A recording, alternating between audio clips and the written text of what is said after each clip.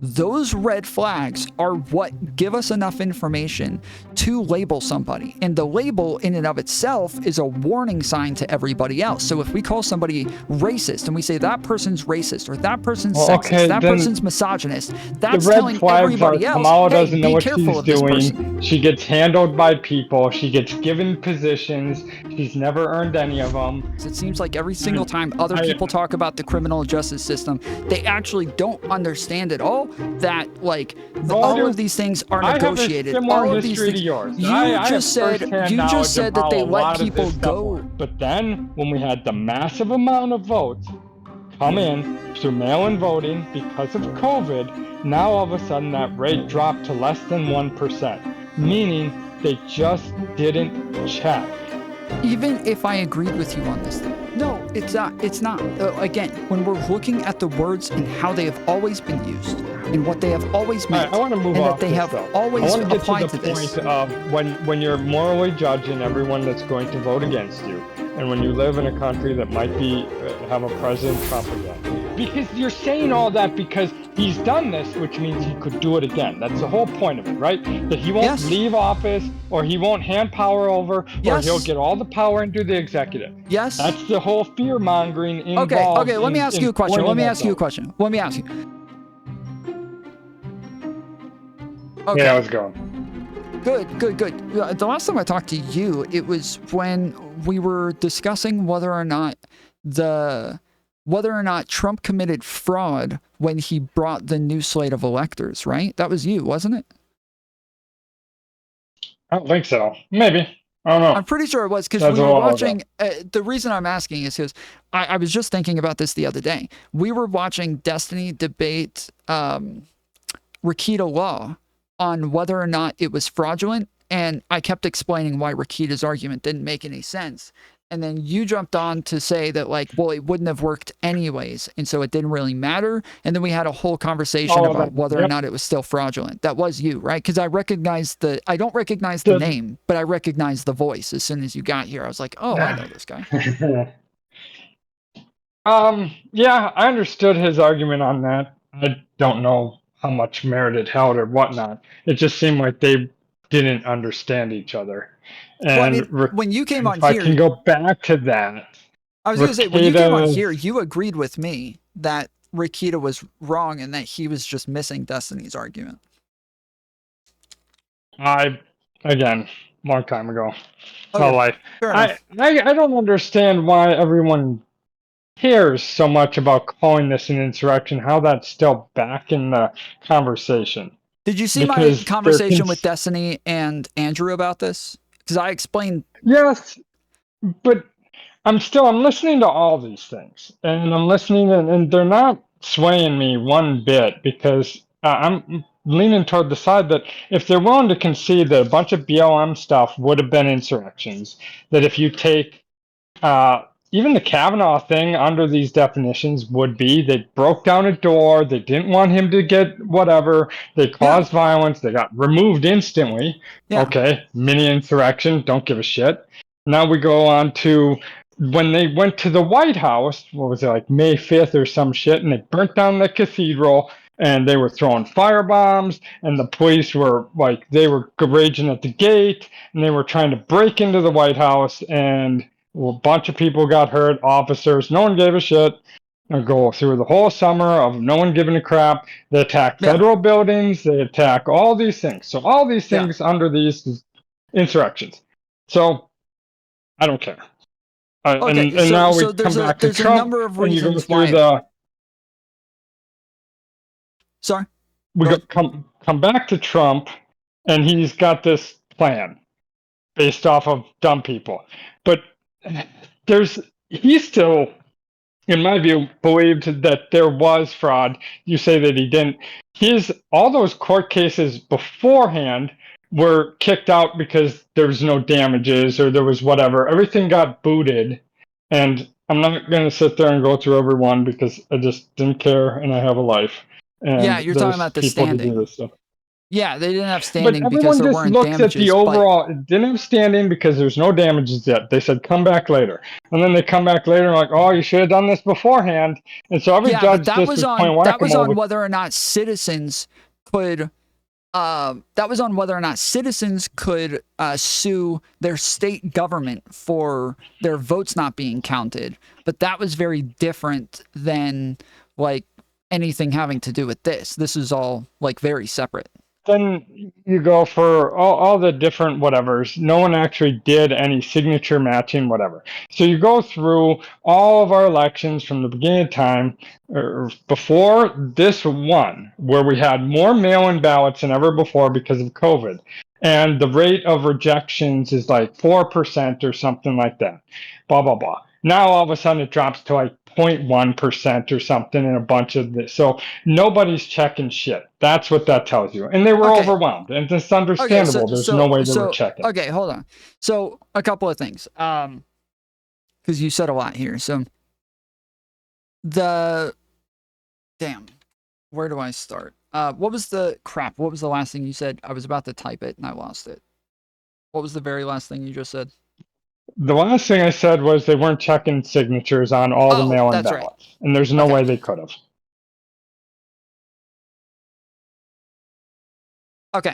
So when I talked to Destiny and Andrew about whether or not it's an insurrection, one of the things that Andrew said was, I don't care if it's an insurrection. So I conceded the debate from the very beginning and said, yes, it's an insurrection, but I don't think it matters that it's an insurrection. He said the definition fits, but if the definition is so broad that it fits like somebody standing in the middle of the interstate and just like holding up traffic, then who cares if it's an insurrection? It doesn't mean anything. So one, the reason that it matters is because there's a stigma attached to it. It's bad. If we call it an insurrection, we are calling it bad. There are crimes that are called insurrections. It has a very negative connotation to it. If like some of the things that we did as a revolution against the UK. Hold on, wait. Let me finish this part. Go ahead. The reason that, because I'm making the same argument here. I'm not moving to something else. I have like 5 points that I want to get to. So I'm still on the first one though. If we look at the American Revolution and how they took over, we're still going to call that the revolution. We are not going to call it an insurrection, and we're never going to look at any of those things and call any of them insurrections. If today we went and took over a government and we won, we wouldn't call it Insurrection Day. We would call it Independence Day or something like that, right? Because insurrection is the negative connotation. It has a negative connotation to it. So just as I've had many debates with people on whether or not the January 6ers are terrorists, lots of people say, well, why do we care if they're terrorists? And I'm saying, okay, if you don't want to care, that's fine. But I'm still going to debate you that they're terrorists, and I'm still going to call them terrorists because now you're in a box with like Osama bin Laden and people like that. And that's where I want to put you. We can just throw all the BLM people in there too. And that box got a lot bigger. Yes, I wouldn't deny that things like Chaz is an insurrection. That I definitely would call that an insurrection. Games to put stigma on stuff, and it's the same thing as being racist toward whatever. Where you're just playing word games to put stigma on stuff. That's how language works. It communicates more than just one thing. That's how all of language works. It's never just communicating just a definition. It communicates many things. Well, my point. All right. Here's what I've been thinking while I listen to all these people do whatever. You guys seem to be all afraid that Trump's gonna never whatever. So if he wins, which I think he will, and we go through 4 years of a Trump presidency, and he fixes a bunch of stuff, I would think that he might get the border under control, the economy will improve, and a lot of things will get better in the nominal numbers sense. And then he leaves office and elections resume. Will anybody take back all this hyperbolic whatnot and change their positions on how dangerous he is to the country, how he's the most dangerous person that's ever run? No. Let's say Nick Fuentes is running for president, and we all start saying, hey, this guy's a Nazi. This guy is dangerous. This guy's a horrible person. And then he gets into office, he marries a black woman, and he becomes CRT. Yes, he doesn't genocide any Jewish people. He doesn't do any of that stuff. It wouldn't change anything. Because the reason that you point these things out is because of things that we call red flags. Those red flags are what give us enough information to label somebody. And the label in and of itself is a warning sign to everybody else. So if we call somebody racist and we say that person's racist or that person's sexist, that person's misogynist, that's telling everybody else, Kamala doesn't know be what careful she's of this person. doing. She gets handled by people. She gets given positions. She's never earned any of them. And then now Walls destroys his own state. Like, if you're going to go just by red flags, I'm just going to go by what actually happened. Who? Kamala. Kamala? Why? How has she not earned any of her positions? She's like one of the most seasoned politicians of all time. What are you talking about? Wow. Really? What do you mean? She wasn't in the Senate. Her Senate was appointed. She didn't win an election for that. Someone died, and then she got appointed in. Then you take all of her positions why was she as appointed? prosecutor and whatnot were appointments based on favors. And then this was a selection, then an appointment. Like, not once has she actually won shit. Okay. Bring up an election that she won. Well, I mean, obviously she won vice president with no, she didn't. With Joe Biden. She got yes, selected. She did. She was on the ticket. She's part of the election. When we vote for a president, we are also voting for their vice president. We're not just voting for one. No, they don't pick their vice president. They run through the primaries as them. Then they later pick it. Now, they can say they're going to pick the same one, but he could have dumped her at any time, and there wouldn't have been no change to nothing. Yes, but that doesn't matter. In the final vote, when we pick our president, we are also picking our vice president. We're not just picking one or the other. But you're saying, well, that one's in dispute. I'm joking. Fine, if you want to give her the victory of the 2020 presidential election that Joe Biden was on the top of the ticket and she was on the bottom as the vice president, you want to give her that as her electoral win? Okay, so there you go. Let's see. The 2016 United States election in California was held on November 8th, 2016, to elect a member to the United States Senate to represent the state of California, concurrently with 2016 U.S. presidential election, as well as elections to the United States Senate in other states and elections to the United States House of Representatives and various state and local elections. Under California's nonpartisan blanket primary law, all candidates appear on the same ballot regardless of party. In the primary, voters may vote for any candidate regardless of their party affiliation. In the California system, the top two finishers, regardless of party, advance to the general election.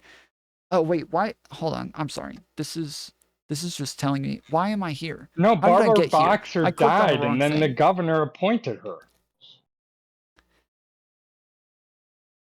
She did 3 years. Appointed her from what? She never got elected. Appointed her from what? Appointed her from what? To senators. Yes, from what? Not to what? From what? Oh, was she district attorney? I don't even know if she was the AG of the state. She might have won that. Yes, she was a district attorney. She didn't get appointed to that, did she? No. She might have won that. Maybe. It was California. No way. They're not that bad. They got better people they could put up. She got appointed to that. I'm going to say she got appointed to that. No evidence whatsoever. I'm just going to gut check that. Okay. Let me find. I have no clue. I'm trying to pull up her wiki, but I'm okay. The 49th president. If I was in Vegas, I'd put my money on. She previously served United States Senator from California, 2017 to 2021. So you're saying for all 4 years she was there. The 32nd Attorney General of California, 2011 to 2017. So she's there for 6 years. 27th District Attorney of San Francisco, 2004 to 2011. So that one is 7 years as well. A Democrat. Harris was a candidate in the 2020 Democratic presidential election. So you're saying all of those that I just mentioned, she's sitting for 7 years. She's sitting for 4 years. She's sitting in all of these, and she never won a single election. Her DA reign starts with an appointment. Yeah, I understand it starts with that, but then she's the incumbent. Once you have an office, well, you know the incumbent advantage. It's getting it. Okay. So now you understand that like you just made like a massive difference where you're saying I don't think it matters as much because she was the incumbent. Hyperbole, right? You're looking at a lot of appointments, not wins before that. Okay, as long as we agree she has won elections. Okay, yes, and we totally agree. She won. You can even go to the Biden one. I'd give you that one. I'm saying that out of most politicians, they don't move up so much by appointments. They don't move into all their positions by appointments. Yes, but even if she won, even if you're correct, she is still 10 times more seasoned than Donald Trump. She still has way more experience and way more. Depends what you want. Depends what you want. Hold on. No. Businesses. That's not true. It is not. It does not depend on what you want. She has more experience objectively across the board. Just objectively, it doesn't depend on anything. She just has more experience. That's trumps all that.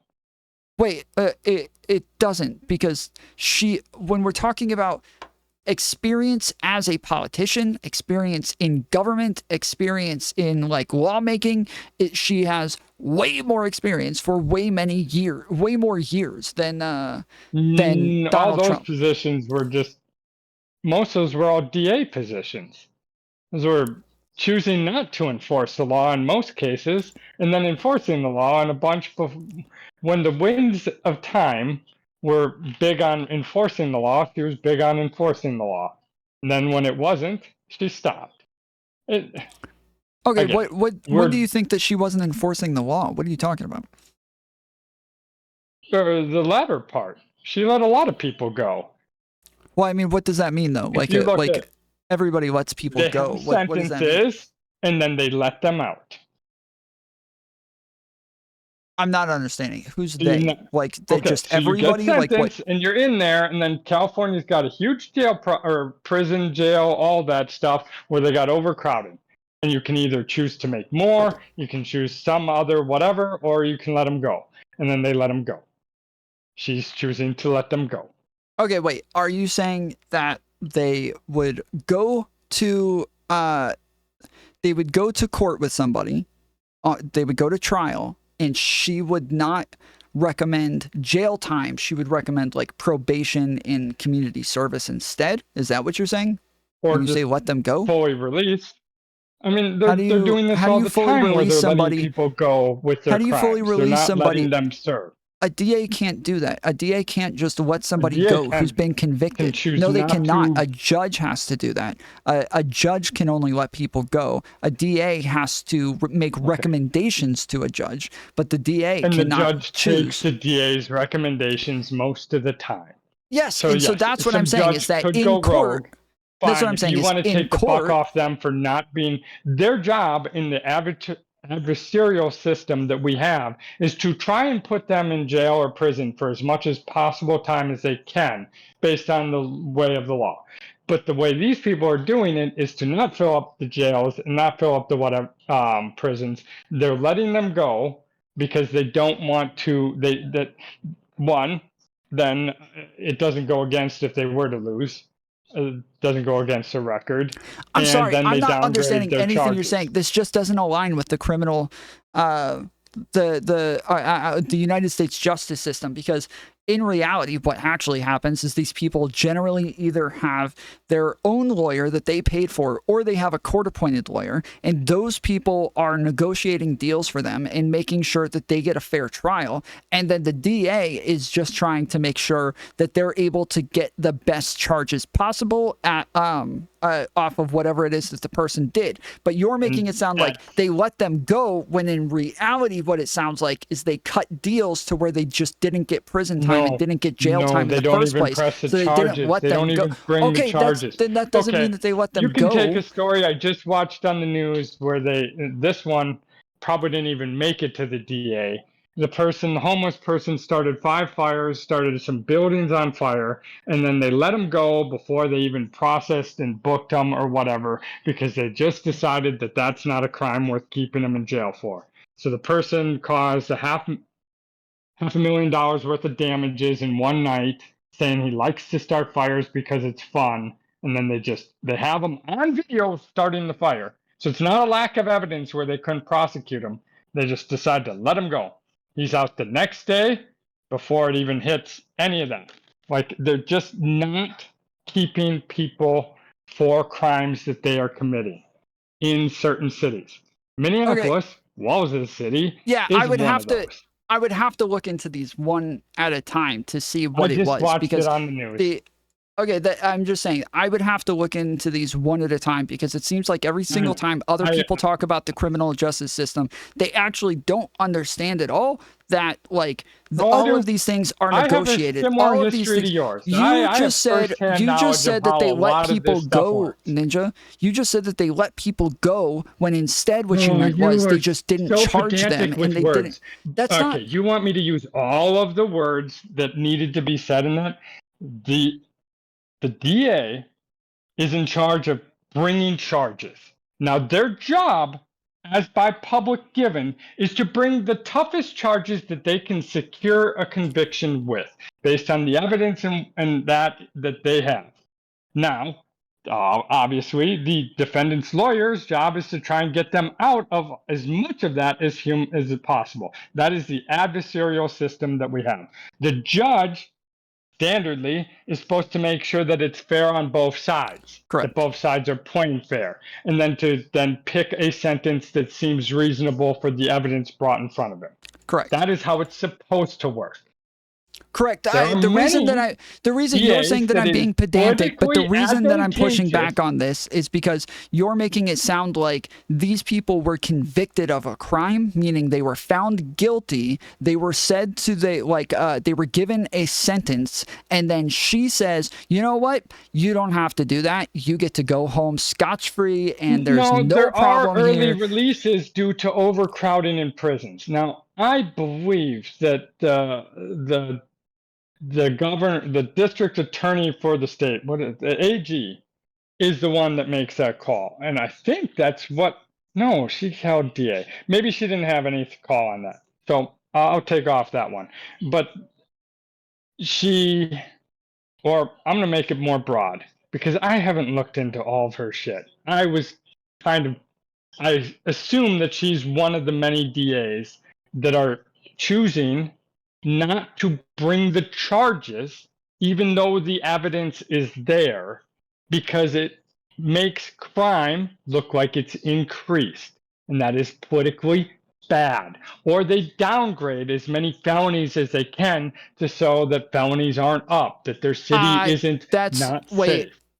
That's based on arrests, though. Generally, crime isn't based on like convictions. It's based on arrests. So just as long as you get the arrest, that's going to get the statistic up, not whether or not they were actually convicted. The convictions are clearings, and so that's at least no, it can't be, because it's about the felonies. They rank these, how many felonies, this, that, and whatever. So they downgrade the charges to get it down to gross misdemeanors and stuff like that, and get away from the felony charges. And because the felony charges is what people care about in your crime statistics. Okay.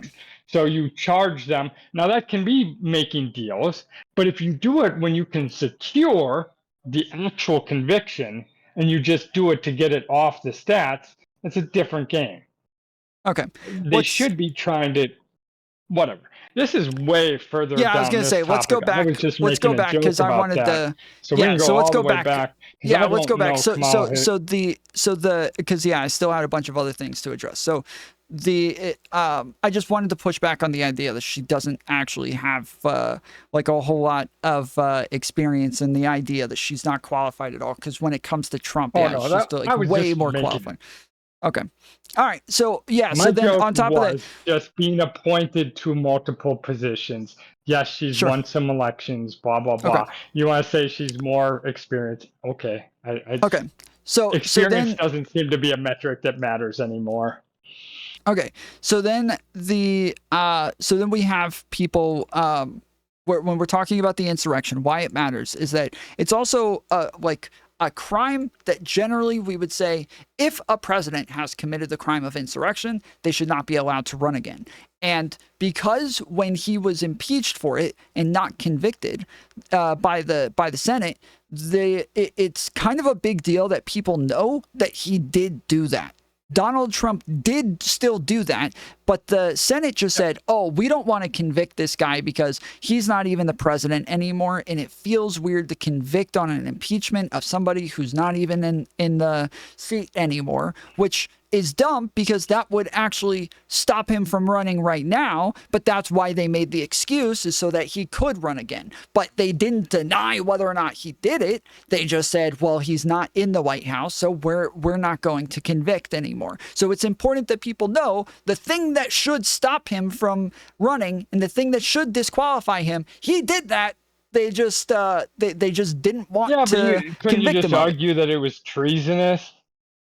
You could argue a lot Well, of these there's a words that number of they things. used a lot back at the founding, treason, insurrection, and whatnot. But they had a much higher bar for what was actually going on.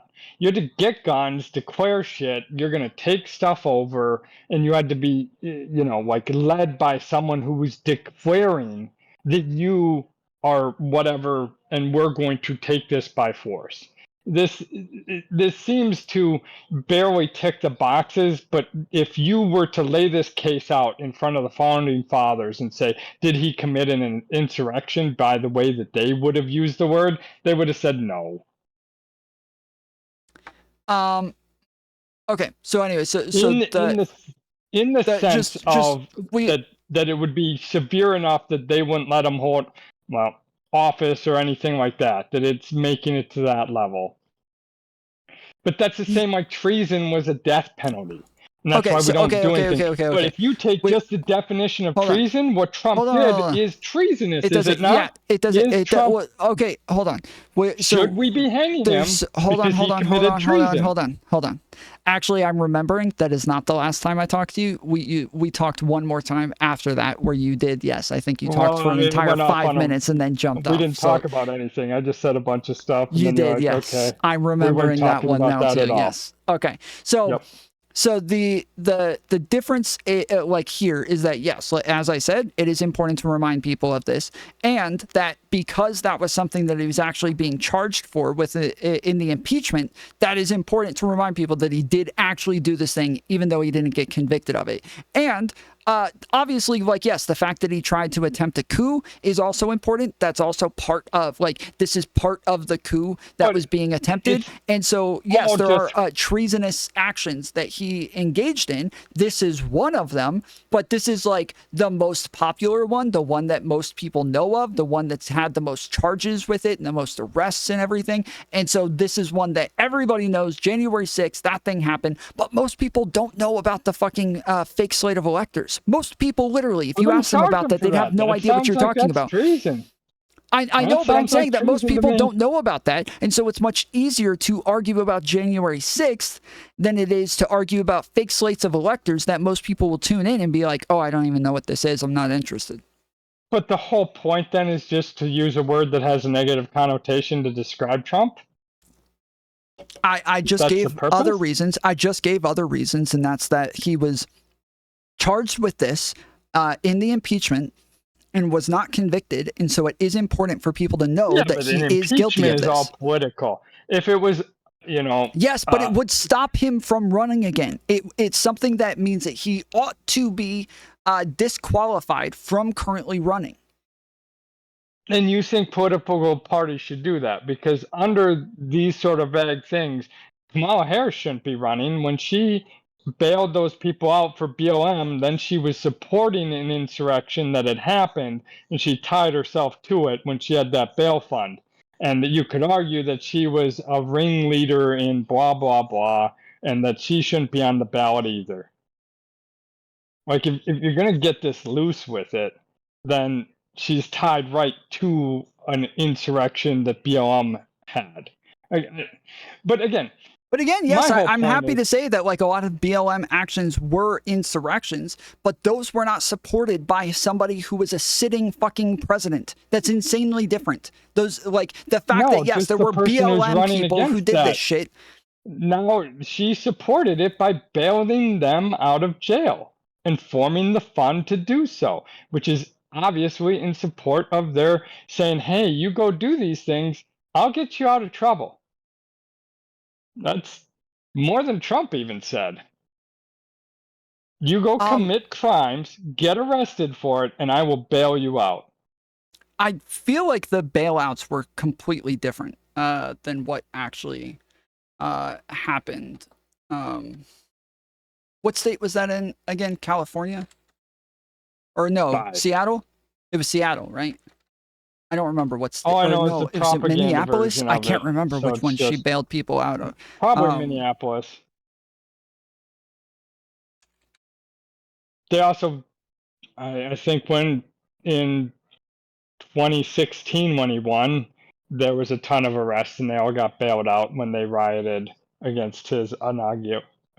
Okay, And you could so say I think that what they actually were trying happened. to stop his inauguration or whatever when he was getting sworn in. Yeah, so from what I understand, she did not bail out anybody.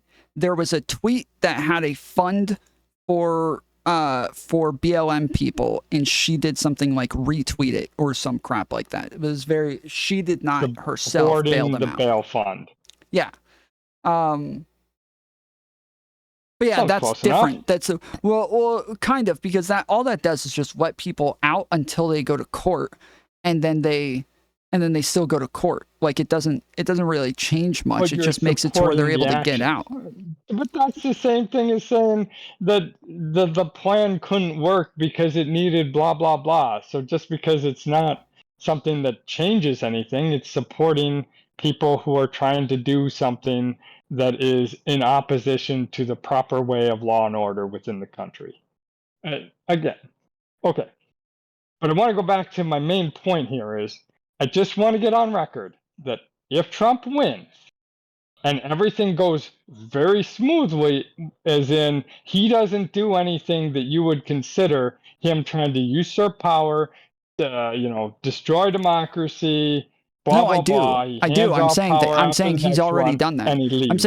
I'm saying he has already committed a coup, Yes, and that. but I know, I understand all that. I get that, but that is all just to say no one should vote for him this time around. The whole Correct. Yes. point of making that Yes. people It is haven't. saying that Yeah, you are don't vote supporting for him a now treasonous because person he did and this you then, are and a he could do it terrorist again. sympathizer, and that you should not support people who are willing to commit coups, who do not care about your vote, who are this anti-democracy to where they are willing to take away your power as an American citizen to choose who sits in that Oval Office. Yes. I get that. I'm saying now. Let's say he wins, and none of Yes. these things that.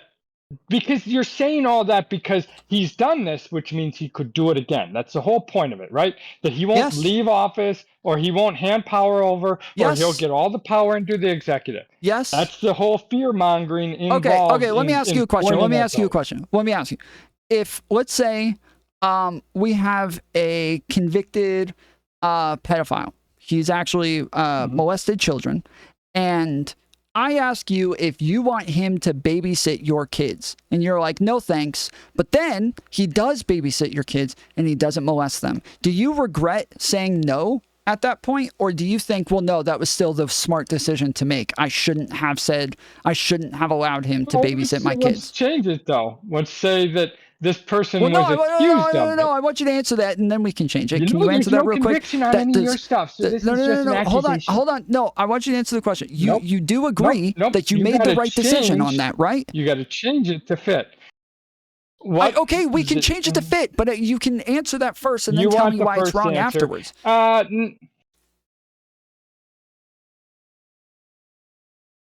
Did I lose you?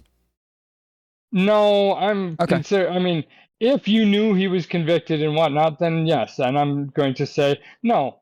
And then somehow he Okay. babysits my kids and nothing bad happens. I'm still going to say no, Okay. and Fair enough. no for forever.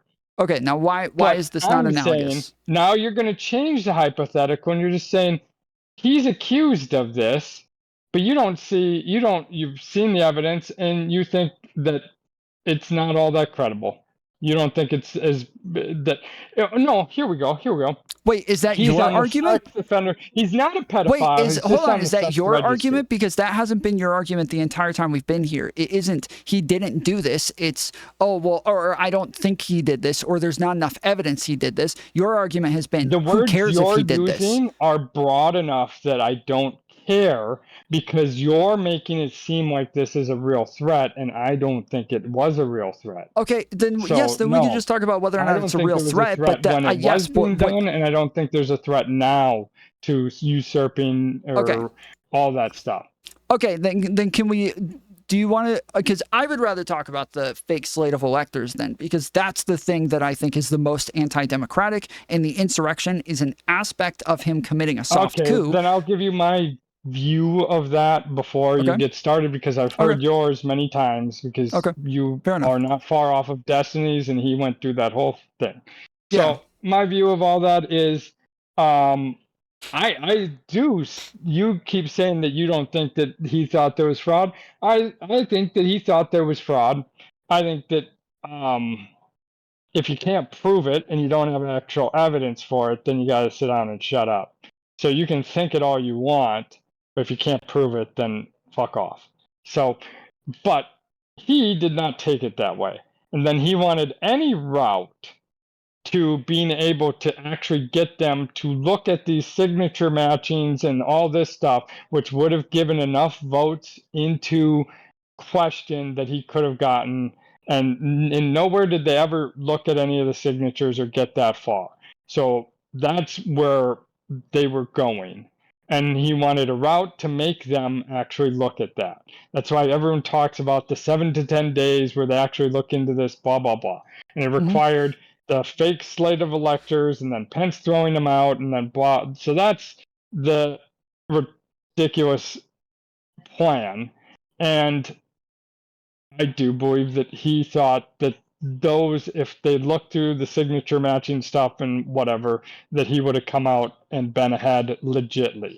Okay, let's say. So that's why I don't think. You know the Israel dome, right? Let's say there's a type of missile that this hits 100% of the time. It's always going to stop this specific type of missile. But you and me, we don't know that. We don't know that it's always 100% of the time going to stop this missile. So you and I, we go get a fucking missile launcher, and we go get this missile. We spend tons of money on it, and we get the missile, and we aim it right at where Netanyahu is, and we fucking launch that missile to hit right where Netanyahu is, and the dome gets it, and it blows it up, okay? Now, the IDF comes over, and they arrest us. Do you think that we should still be arrested and charged, even though we didn't really kill him, and there was no chance that we could have killed him? I don't think they're analogous, but sure, yeah. Okay. You'd be arrested. So it's yes. intent So and your whatever. Exactly. But I'm saying that his intent was to prove that he had legitimately won the election, not to steal it like you're saying. You guys seem to think that he knew, but I don't think he did. And I think that to me, it doesn't matter. To me, it doesn't matter if he knows or not. To me, and this is where I will greatly differ with Destiny, is I don't care if he knows or not. There is a process for checking whether or not the votes were legitimate, and whether or not the state should certify their votes and do recounts and all of these things. There are processes for all of these. They didn't do the steps that they were supposed to do, and there was no way to force them to actually do them. What steps? This was what steps? Trying to go. What steps? Actual signature verification. Wait, what do you mean? Hold on. We've already gone through. Hold on. We have double checked a lot of the votes, and there were tons that were found. There were hold on. I haven't said anything yet. Hold on. You don't know what I'm talking about. The government has gone through and double checked tons of votes, and they have found that they got a lot wrong. But they have not found anywhere near enough in any state. Not a single state would have changed their vote. Not one would have changed their vote if they had gone through found. and done any signature matching verifications on votes that were mailed in to prove that they were from the person who they said. When you sign up and you register, you give them your signature to register to vote. So they're supposed to match up the signature that you registered to be a voter with the signature that's on the ballot. They did not do this because there's a 4% rejection rate that has been from all the elections going up. It's almost consistent everywhere. It's almost about 4% that get rejected due to their signatures not matching. But then when we had the massive amount of votes come in through mail-in voting because of COVID, now all of a sudden that rate dropped to less than 1%, meaning they just didn't check. Even if I agreed with you on this, this wouldn't make the election illegitimate and would not justify him trying to commit a coup. And again, he started planning this before the election ever happened. He was already planning this. Yes, because he knew that they didn't have the people. You could tell from the resources that they weren't going to do this. What does that mean? You could tell from what they were hiring, but that doesn't mean and that the doesn't mean he's going to to come in, that they weren't going to do the signature matching, that they weren't going to do the steps they needed to authenticate any of the votes, to have the chain of custody you need for the mail-in ballots to be legitimate. Okay, so all somebody for you, all somebody has to do is, as long as that doesn't exist, Biden at the end of this election could say, well, they didn't do signature matching, so I believe the election is fraudulent and I'm going to stay. He could do that and you would think it was okay, right? I know you should get rid of all mail-in ballots like most of Europe. Wait, that's not what I asked. That's not what I asked. It's still, the mail-in ballots still exist. So Biden could, at the end of this election, decide to stay. Well, they should. Well, no, in this election, there won't be a COVID and there won't be a massive amount of mail-in ballots. There'll be a normal amount of mail-in ballots. And they will probably do the signature matching again. You will probably have a rejection rate around 4%. I think lots of states are still sending out mail-in ballots to all the homes. Lots of states are still planning on doing it the same way. There's no way that they can just send everyone a ballot again. It went so well in the last election that everybody felt like, wow, we got a lot more voters. We got a lot more people to participate. And and it makes sense for us to just continue getting everybody to do mail-in ballots. Then I would say, just like Europe said a long time ago, that then we've already lost our democracy. If we're going to mail out ballots and we're not going to check signatures and we're not going to do anything like that, then every election is just up in the air. Right. Exactly. You're saying that everybody from now on until eternity can just claim that the election was stolen from them. Until we actually and people are known who they are when they go to the polls and whether they can vote or they should be voting is done, then then all of your elections are going to be in question. Democracy is already lost in America if this is our new system. I don't know how you can't know. Now this is why most of Europe gave up on mail-in ballots a long time ago. Now, what we should do is give everyone the day off. It should be a national holiday. What we should do is have a fuckload of polling places so you don't have to go far and you don't have to wait in line. We should have a lot of things where you have people in line for 3 hours. That's ridiculous. That should not happen. Okay, I would make everyone have to go somewhere. I'm looking right now at states that require signature matching in order for an absentee ballot to count, and it is almost every single state except for about 6 or 7, and I think one of these was one of the 7 that Trump tried to do a new slate of electors on, and that's Virginia, and that's it. The rest of these are all states that require verification. The states require signature matching or use other identifying information. It doesn't mean someone actually did it. And that's Okay, what they're so saying from the stats of it, that they didn't reject any ballots, meaning they didn't actually check. Because if they would have checked, then they should okay, so have the like same rejection rate. what state didn't have any rejections? Oh God, this is like 4 years ago, so I don't remember what it was.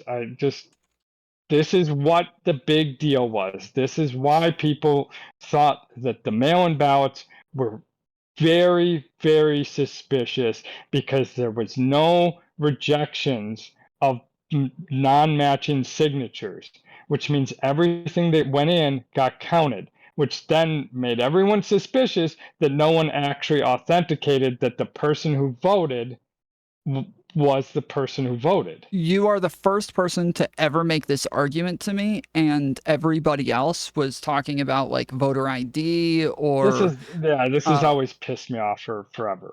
But well, you're yes, saying for this is the not big forever. deal, For but the this last isn't. 3 years, But everyone has skipped over the actual thing that was what early on was the thing that got everyone riled up. And then they started looking for stuff. And then they started trying to ask for them to, that's what a vote audit was. You remember when they talked about audits, not recounts, where they kept giving them recounts, but they said, no, it wasn't an audit. The audit was to check for signature verification, that there was no double ups on the names and there was no signature verification, yeah, and that the I don't signatures know got that any of verified. this actually happened, but because from everything that Okay. I'm looking up, it doesn't show They me any states that recounted, actually. I can remember, who was it? They recounted one state like 3 times, and every time they're like, "That's not an audit." I'm like, "Oh nope, Trump actually lost 18 Georgia. ballots on our next recount." I'm like, "Yeah," and then they went down the stupid machine shit, and it's like, Yes. dude. So like instead of the audit part, but they thought that the machine thing was easier to sell, but it was Yeah. much stupider. Yeah, exactly. Well, when we're talking about what went to court, it wasn't any of this stuff. And the Mm, uh, no, that's uh God, I didn't follow it. But Carrie Lake eventually won her fucking challenge on well, I think that was improper paper sent to the wrong to whatever's, if I remember correctly. Or yeah, that's still going on. She yeah, had a from bunch of everything ways. that I'm looking at, it doesn't look like there's any states had problems with signature matching. And I'm looking at like how states verify voted absentee What was the mail-in rejection rate? ballots. If you want to see, look at the historical rejection rate of mail-in ballots due to signature matching, and then look at the 2020 rejection rate for that.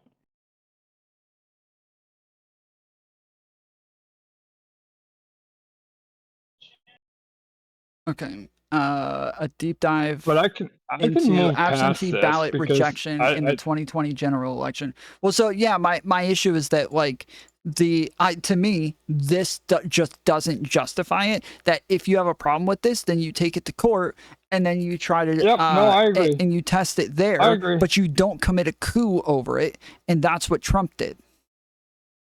See, but that's why I don't think it was a coup. I think it was more trying to get things into court to get them to Okay, look at so this that's what stuff. I'm trying to argue, and you ended up justifying the coup with this instead of actually talking about whether or not it was a coup. So if he goes and Because I don't gets think it is. I okay, think it's okay, okay, trying to so use a let's get into it. legit, and you're calling it It's a not. constitutional coup or whatever, No, it's but not. I don't It's think not a any of them were constitutional thinking coup. of it that way. It is okay. So listen, states the way that it works to get electors is state officials I don't will know. nominate electors. Okay. Then once they Yep. nominate electors, the citizens vote on those electors, and then those electors get to represent the votes in the Capitol. Right. What Yep. Trump did is he picked a bunch of people for 7 different Yep. states that were not elected. They were not voted for. Absolutely no one voted for any of them. And he tried Yep. to get Pence to decertify those votes for no good reason and bring in these people and say and have them say that Trump won their states when he did not. That is a coup. That is There's no other way to look at that. He is pretending that he won 7 states that he did not win. That is a coup. To cause confusion or to give a justification to kick it to the House to do an investigation on No, that's not what they were doing. states. No, that's not what they were doing. Why did he have new slates of electors show up to pretend that Trump won those states then?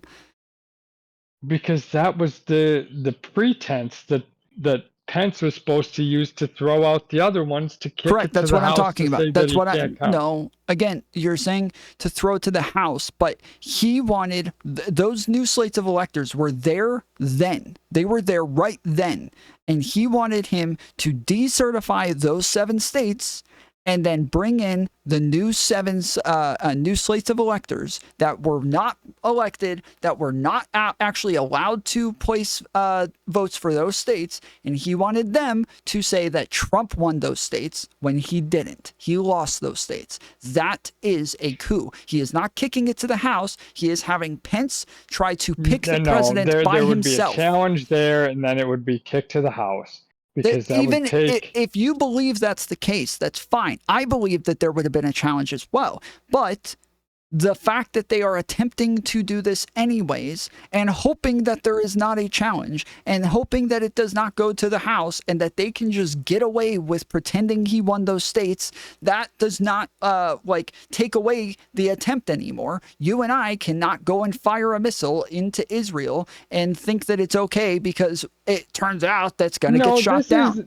This is more like shooting a missile in front of the Iron Dome and hoping someone comes out from out of the Iron Dome and comes to investigate it. It's not like shooting it at the Iron Dome. It's a distraction to get an investigation. That was... I listened to a whole lot of this stuff back then, and this was always what I heard, what they were planning or why they were doing all this. Even before, you're acting like I heard of the whole elector thing long before the J6 happened. I heard all about that that was the plan. Okay, yeah, sure. But yeah, lots of people thought that he was then it anti-democratic and that he was going to try to steal the election beforehand. It wasn't hidden. It was Wait, but that's about. because of Mike Pence. Mike Pence did not go along with the plan. Mike, there are so many senators there that said that they were on board with it and that would have tried to do it. And even Vance has said that if he gets the chance, he will do it himself and he will try to fake the ballots to let Trump stay in office. He would do the thing that Pence did not do. And Pence may have been the one person who stood in the way, but we don't know. It's just, yes, the attempt in and of itself is fraudulent and anti-democratic. He was trying to steal an election. He tried. I mean, you can keep saying that, and you can keep harping on it. Tell me you disagree. Tell me you disagree that he tried. Tell me he did not try to steal an election. Say that. He did not try to steal an election. He did not. I think he wanted to prove the fraud that he thought existed. Okay, so why did he have new slates of electors there instead of having those states pick new electors? Because no, hold on, just let me finish. If it would get kicked back to the House, that normally would make it to where the states themselves would pick new electors and they would send them to place their votes. But instead, he didn't do that. He told these people to pretend that he won the election. When it goes to the House, they can choose to do an investigation, and then the House Yes, but there has to be another vote at some point. Correct. There has to be another vote at some point, which means that the states themselves would pick new electors. So why were new electors showing up on that day then? Why were they there? They were there. Okay. That day, those electors were there to get kicked to the House. Then after new investigations or whatnot would get done, each state would have to then send theirs to put in their vote for what they only get. Each state only got one vote, though. Wait, so when you're telling me that when these electors got convicted of election fraud and they said that they were told to cast their ballots for Trump instead of Biden, even though Biden won their states, that they were there, that they were there. That we're not talking about what would have happened. We're talking about, is this what Trump told them to do? Is this what he was attempting to do? You just told me this is not what he was attempting to do. You just made that statement. So now we're talking about, is this what he attempted to do? Why are the electors, why are the electors getting convicted for trying to pretend that Trump won their states when he didn't? Why did they get convicted of this? Well, that's malicious prosecution. They admitted to it. What do you mean? They admitted to these things. They admitted to it. What are you talking? It's not malicious prosecution. Every one of them said what they said on that day. That's how they were to get in there. But it was all in the furtherance of getting it to a contested count that would then get kicked. So once they're there, and then there's a contested whatever, and he looks at two different things. Senators then can bring up can contest it. And I don't know if it was 2 or 3. You need 2 or 3 different senators to contest it, and then it goes to then I think it gets kicked to the House. So even when Trump was elected in 2016, 1 or 2 senators, right under the threshold, because no one wants to actually trigger this thing, contested it and stood up and made a bunch of arguments about Trump, Russia, blah, blah, blah. But none of them, they just wanted to political grandstand. So this would be taking it past the political grandstanding to what is actually the next step. But we've had many people contest the count, even though there's only legitimate electors there. So they were giving them ammo for the senators to contest the election. Correct, but those have to be contested. Yes, but those have to be contested in court. None of them can do that. What we're talking about is the slates of electors. Right there during the count. The slates of electors.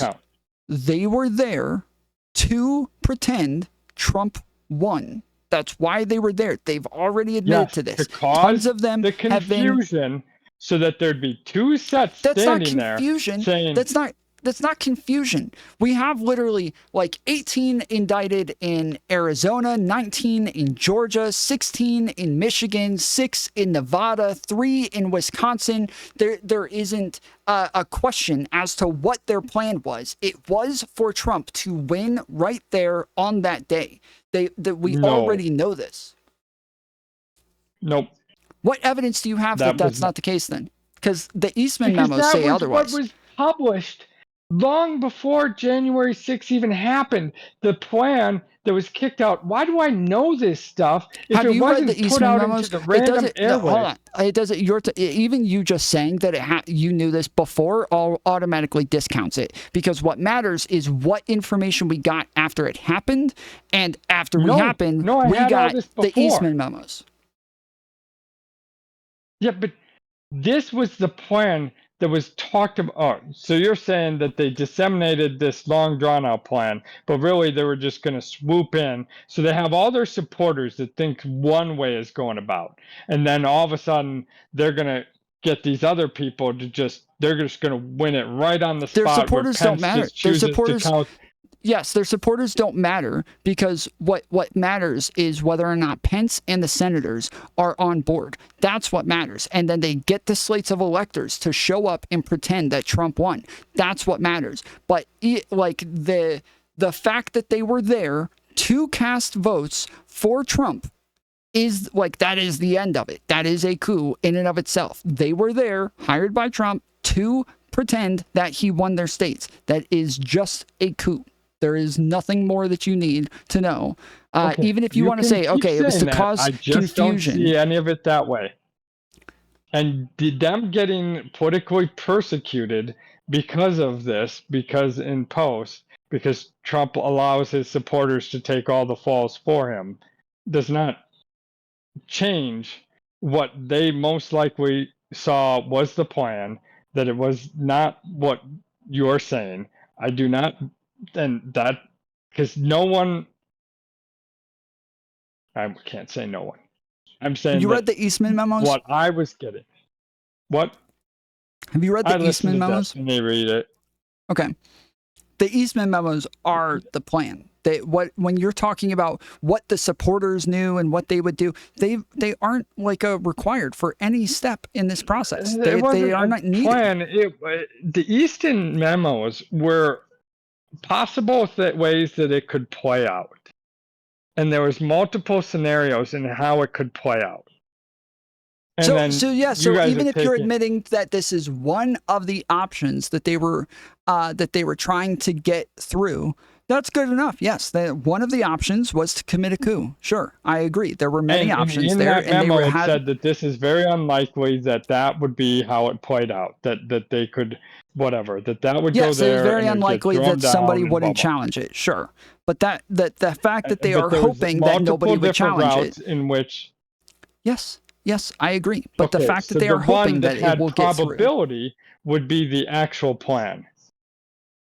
Hold on. All of them are the plan. You're talking about plan A.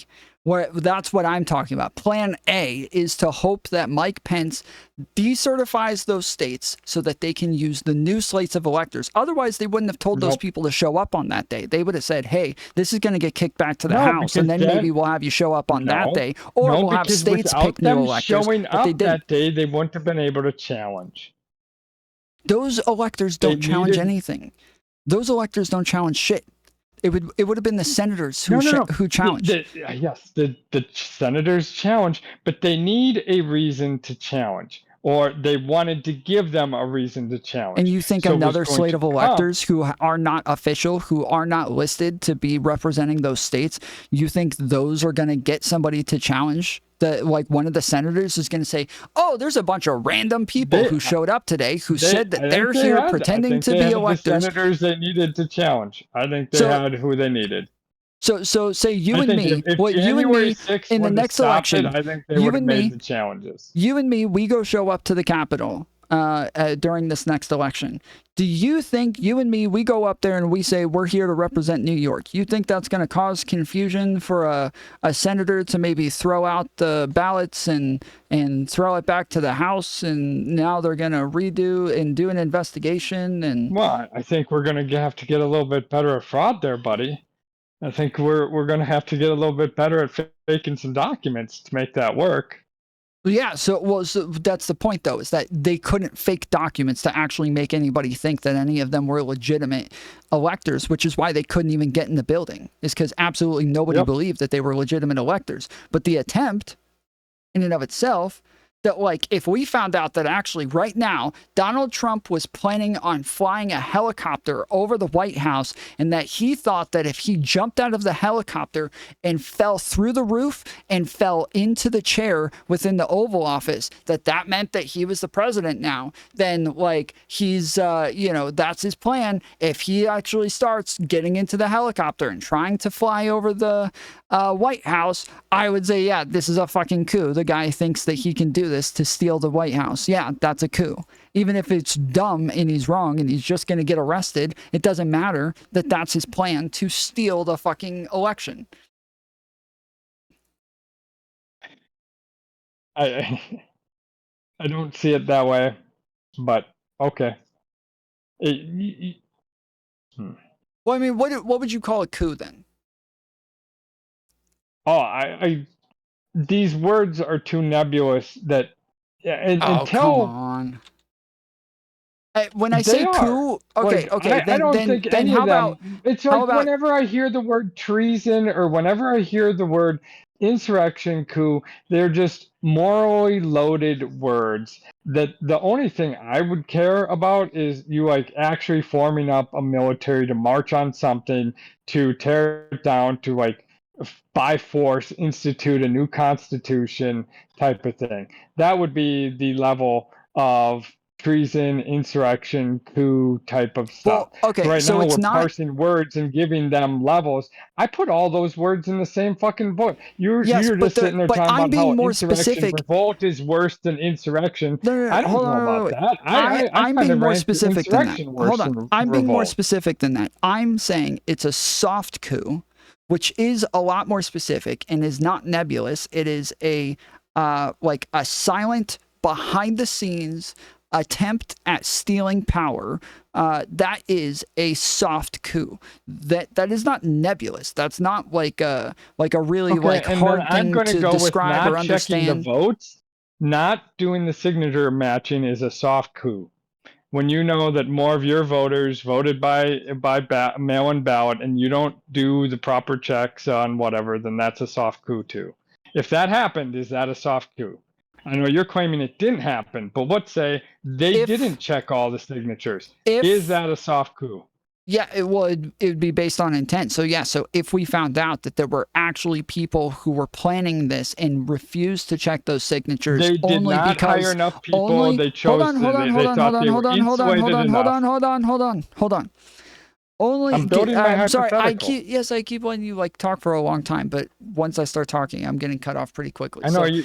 the Yeah, what sorry. like if these people were choosing to do that with the intent of taking power away from one person to give it to another, then yeah, of course, I would consider that a soft coup. If we had evidence that these people were all planning behind the scenes not to do this, not because they didn't have enough people, not because there was some sort of problem or COVID or whatever, Oh no, no, but no, no! because Whoa! What if the planning is just not hiring enough people to do the job? that's what I'm saying. That's what I'm saying. That's what Insufficient. I'm saying. Okay. That's what I'm saying is that if they Oh, chose not to do it for that reason and not for another reason, and we had that evidence, we said yes, like we can see here that this is like where they emailed each other, or this is where they had like a conversation, or this is where somebody like testified under oath that this is what happened. Yeah, sure, of course, I would believe that. well, But to just say, well, then it'd that's have to just be an kind of what it operation looks run by like. That Donald I Trump. He'd be the only one dumb enough to put that into writing.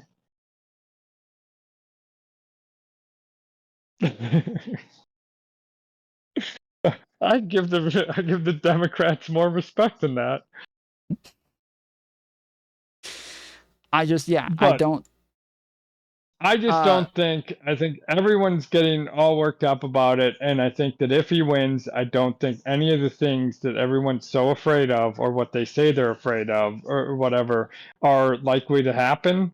And I don't think. And I'm just wondering that when they don't happen, is anyone willing to say what was? And you've said it. You've said it, and you're from your stance. But I would change the hypothetical on your pedophile babysitting. So this is how I would more or less do it. You know that there's someone, it's someone who's a red dot on the sex offender registry, and you don't know what they're accused of, and you say no, and then later someone tells you, oh, when he was 19 or when he was 18, he was dating a 17-year-old, but he happens to be in one of the states that don't have the Juliet laws or whatever, and he or let's go 16, 17, whatever. One of those type of things where you get statutory raped or you are convicted of it when it's one of these scenarios that most of us would consider normal. And That's why I'm some telling you that that this actually is a coup and that we actually do know that this happened and we yeah, do have I more know, than enough that's information. why I'm And so, creating so a new hypothetical that I think aligns more with the way people on the right would see this.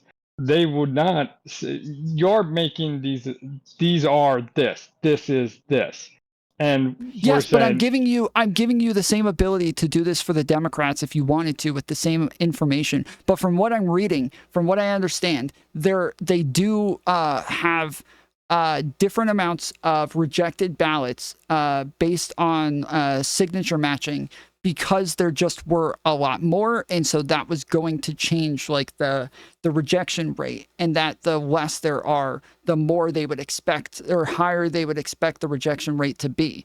So the fact that but it was like lower. right, that's what I'm saying The is that it reject would be lower if there's more people, because if somebody was trying to cast like a fraudulent ballot, they would probably in the past they probably would have done that through absentee ballots. But this time almost everybody's placing those absentee ballots, which means there's going to be way more legitimate ballots than there were in the past. So yes, it makes sense that there were just less rejected ballots, but they did have rejected ballots. You saying that they didn't reject any, that's just not true. They were like almost every state had rejected ballots.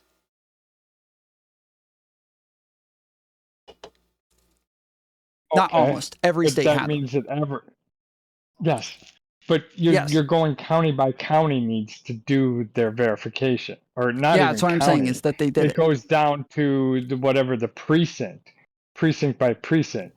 So you would have to do audits on individual precincts, or you'd have to look at the rates there.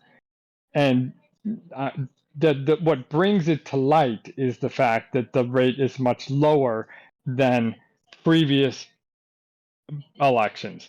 Then, if you were actually looking for to see if it was done properly, you'd have to go precinct, because some precincts might have staffed up properly, might have had no problem, or might have just had way more Yes, mail-in or way more none of this in-person mentions ballot. a lack none of this mentions a lack of staffing. All like the main reason that it gives here is that there were different policies from state to state, and that's why some states were going to have a much higher rejection rate and other states were going to have a lower rejection rate, and that because different states had different policies, they were And going that to vary greatly. But also because there were so many more people voting, every single state should have had a lower rejection rate. But none of them, it doesn't talk about staffing. It doesn't say there were staffing issues.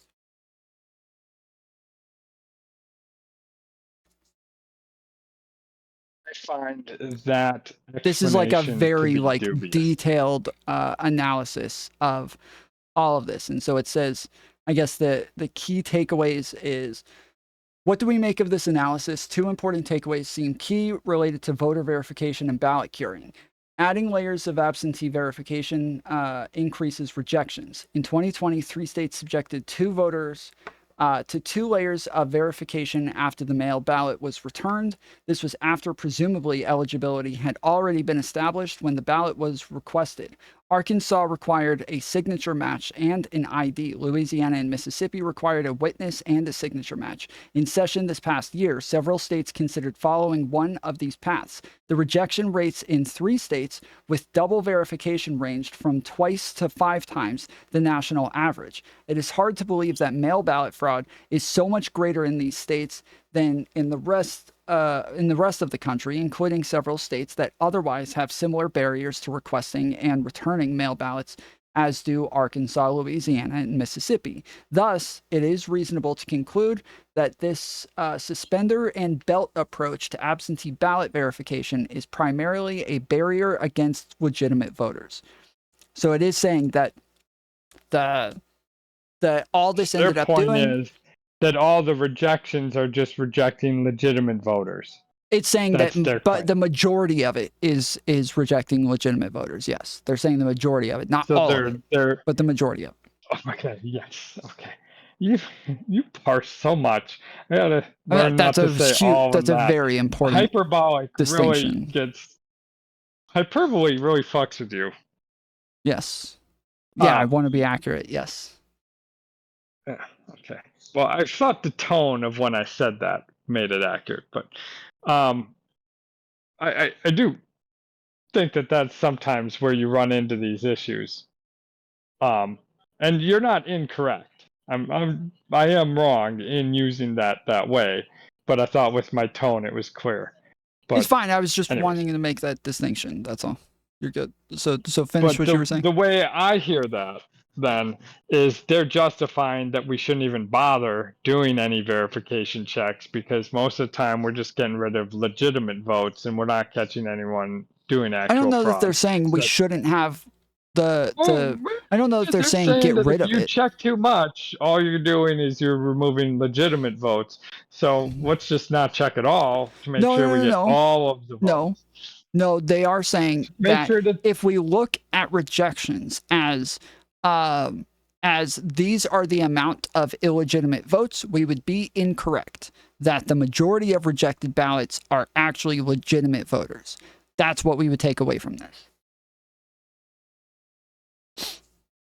so we did everyone a favor by but see that they're not going to admit to that. They're not going to say that at all. They're saying that they did all their normal steps.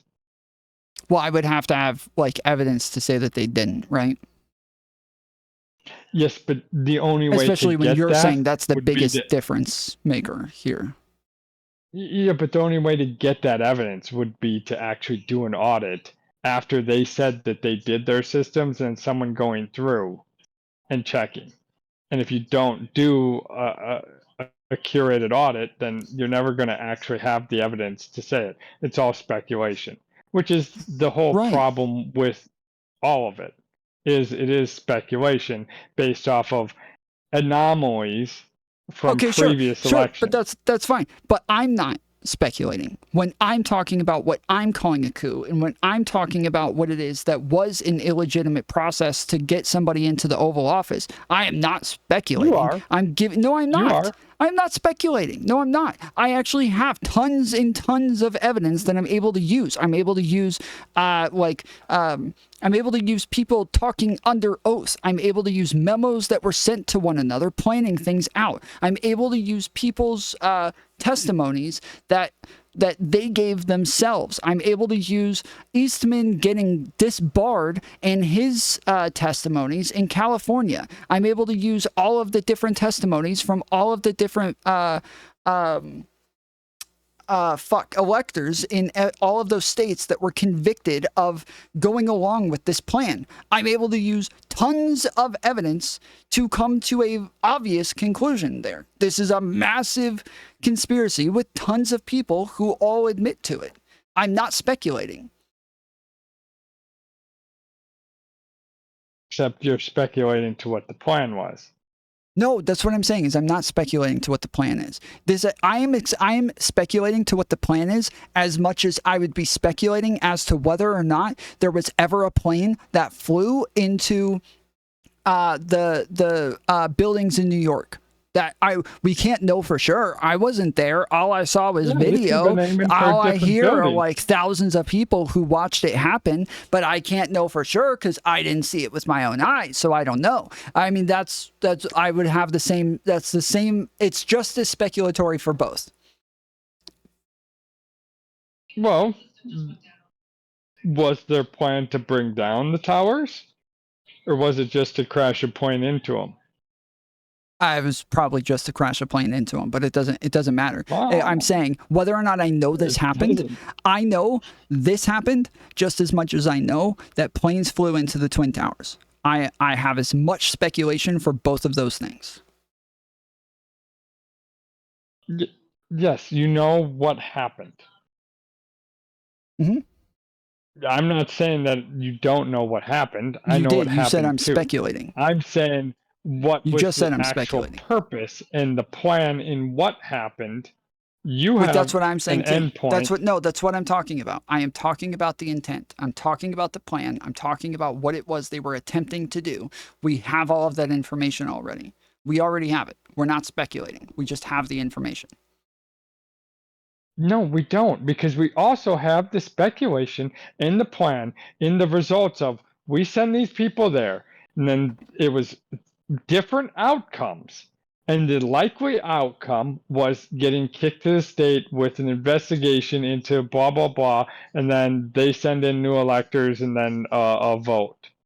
And it would be based after 8 to 10 day, whatever. That had, according to Eastman, the highest highest probability of working where Trump would become state president. So whereas all the other outcomes were not.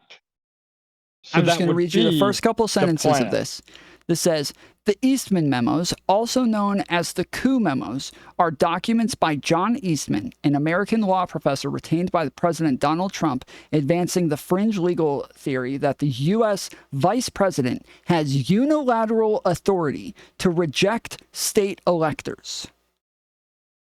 That is the thought process here, is that because he can certify them, he can decertify them, and he can instead put somebody else in place. Then we also have Vice President Mike Pence saying that people are trying to get me to change the election and switch who won. And there is nothing more anti-American and nothing more anti-democratic than believing one person is capable of choosing the president.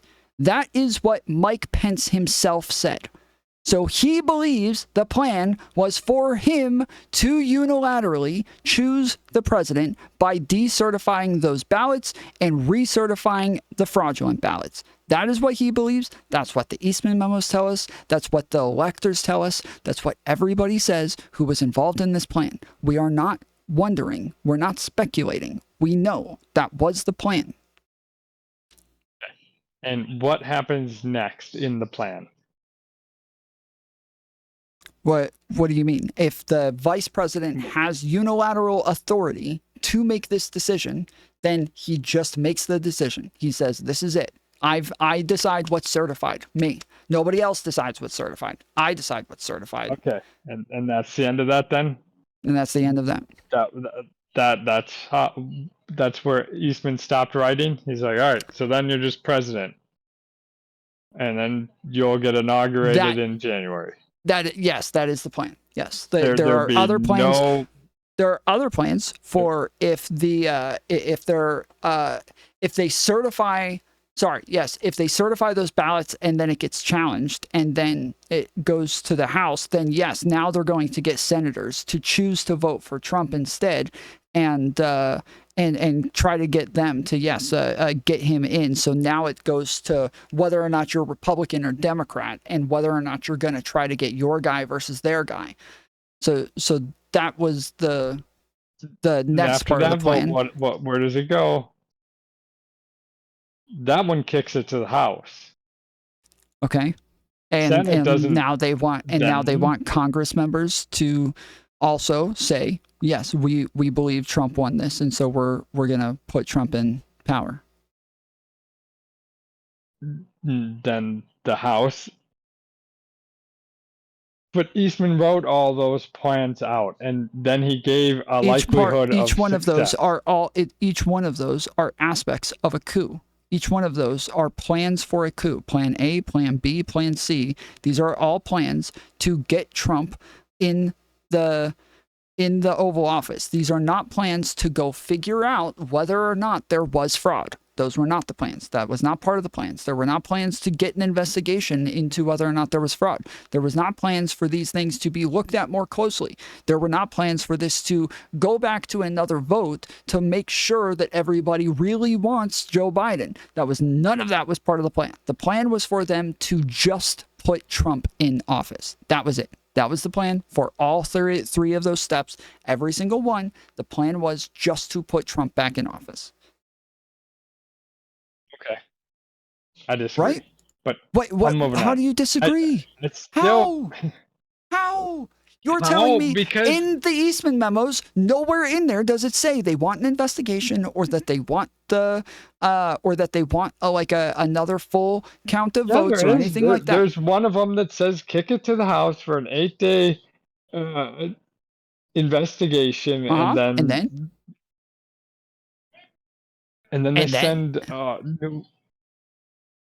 they send new electors to vote to vote for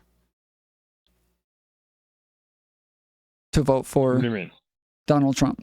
To vote for Donald Trump, not to represent their states, not to figure out who their state wants, not to make sure that they have the right candidate to vote for Trump. Of course, assuming that in the election or in the investigation that they're proving it, so yes, then they would. But even that had a small percentage chance that they'd come back and vote for him. Okay, but you're saying Plan C is still to get Trump elected. None of these are plans to get a fair sure, but election. if you actually proved that there was some sort of nefarious fraud or whatnot within the states that would get him the legitimate electoral votes, then you would say it was a good thing, right?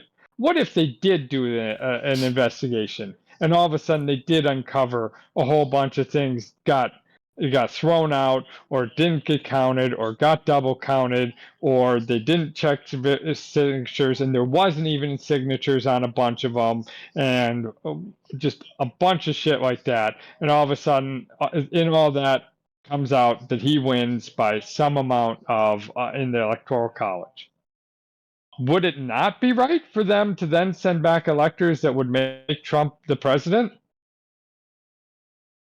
Yeah, but that goes through the courts which is something that should happen anyways. Yeah, sure. If you think that there's fraud, yeah, that should go through the courts. But that was not part of the plan. No, Part of the plan was not for these to be challenged through the courts. They were trying to do a House investigation for it. Yes, but that's what I'm saying is that if you are actually challenging the legitimacy of the votes, then you do that through the courts. And that's not what they were doing. Yeah. Okay. The House could have done an investigation too. And if that swayed people and then they changed their votes based on the evidence found from that, based on the states sending in new people to declare how their state is voting, Yeah, so then it says I that would think that that is following the process that was allowed. But again, so yeah, here's like the last bullet point in the memos is number 6. It says the main thing here is that Pence should do this without asking for permission, either from a vote of the joint session or from the court. Let the other side challenge his actions in court, where Tribe, who in 2001 conceded the president of the Senate might be in charge of counting the votes, and others who would press a lawsuit would have their past position that these are non-justifiable political questions thrown back at them to get the lawsuit dismissed. The fact is that the Constitution assigns this power to the vice president as the ultimate arbiter. We should take all of our actions with that in mind. So that is the idea, is that Mike Pence has unilateral authority to make this decision, and that he himself can choose who is the president. And this is what Mike Pence said himself.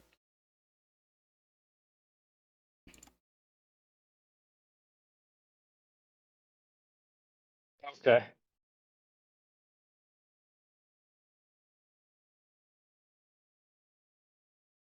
But I just like this is my issue though, is that it seems like if this is your position, you're just not willing to look at anything else at that point. Once all of these people have testified under oath, they've all been convicted, we've gotten all the emails, we've gotten all the memos, we've seen every aspect of it.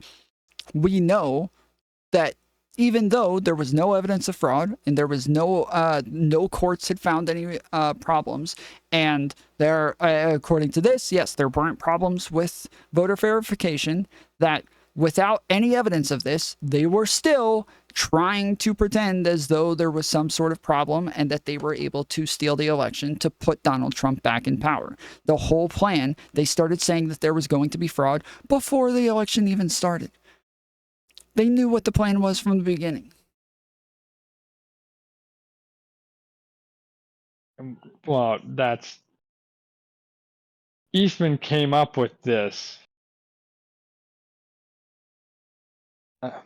When are those dated? When did he actually put out any of these plans? So Trump hired him for this. Yes, for this, it doesn't for this mean that he purpose. was hired to do this. He could have been hired as just. So it says right here, Trump and Eastman. Into all the state.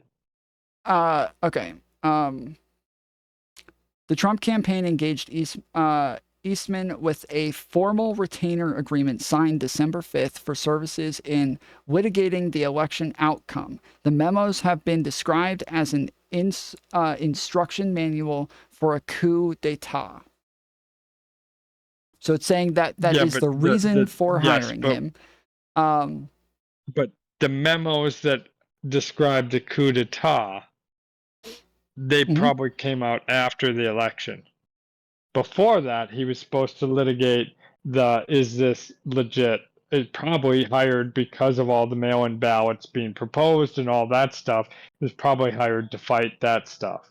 Well, no, their first conversation when they first started doing this was months before the election. Let me find that.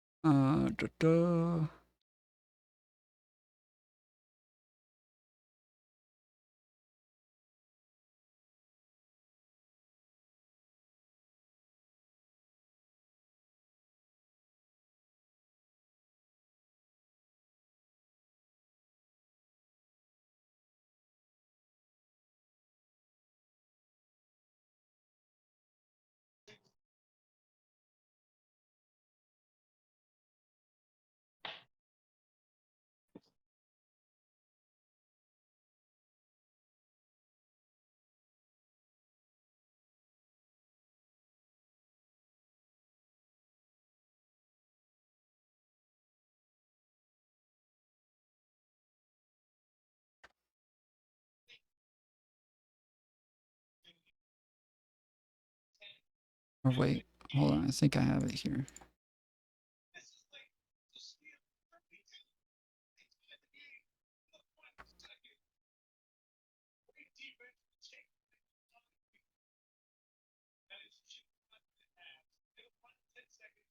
I don't.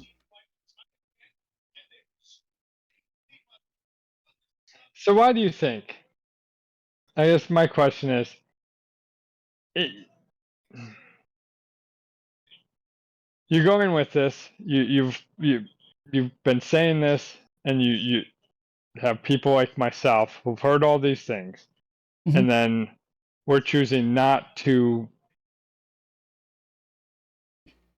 think the same way as you about how important this is. Well, no, Why you're do you not think that disagreeing is? with me on how important it is.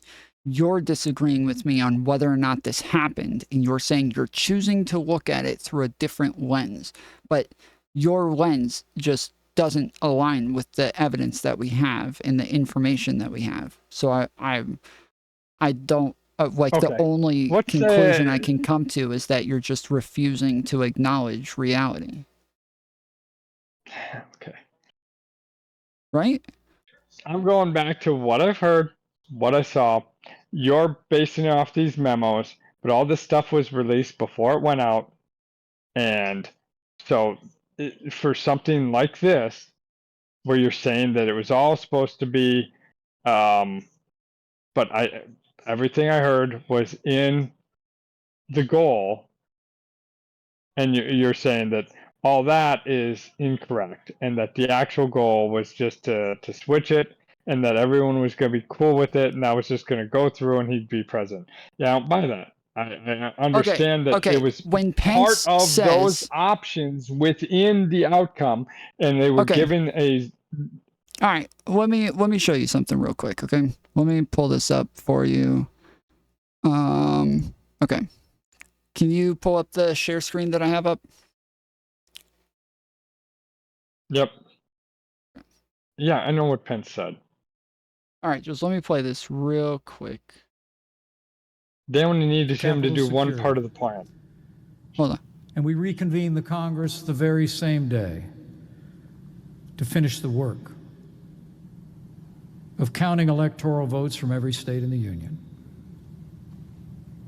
Now, there are those in our party who believe that in my position as presiding officer over the joint session, that I possess the authority to reject or return electoral votes certified by the states.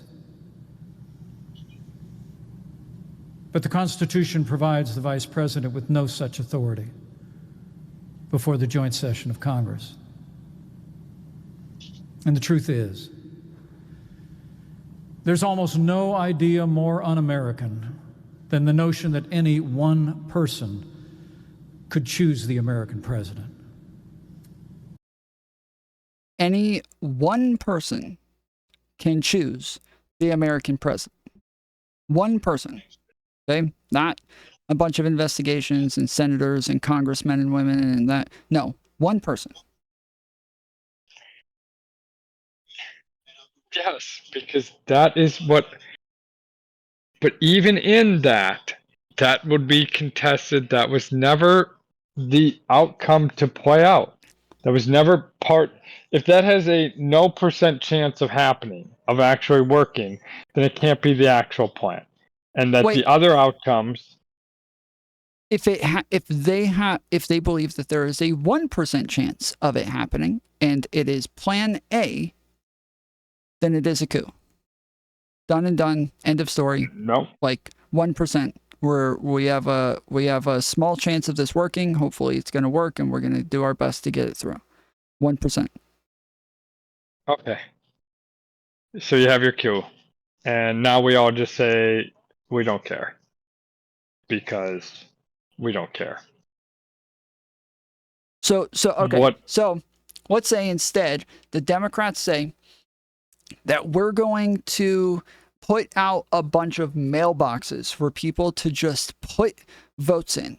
And they can just write Not whoever like they want they on it. did. And people, it doesn't even have to be an official ballot. They can just write their name on a piece of paper and put it in these boxes, and we'll count them as votes for that person, okay? And they put these mailboxes out there, and tons of people just write, my name is Tom Foolery, and my vote is for Kamala Harris. And then I put it in the box, and I send it in, okay?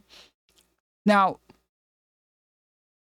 it's obviously not going to work. This is going to get challenged by tons of organizations, and they're going to go to court, and those are all going to get thrown out. There's no shot that this follows the federal like a pretty process. legal vote there.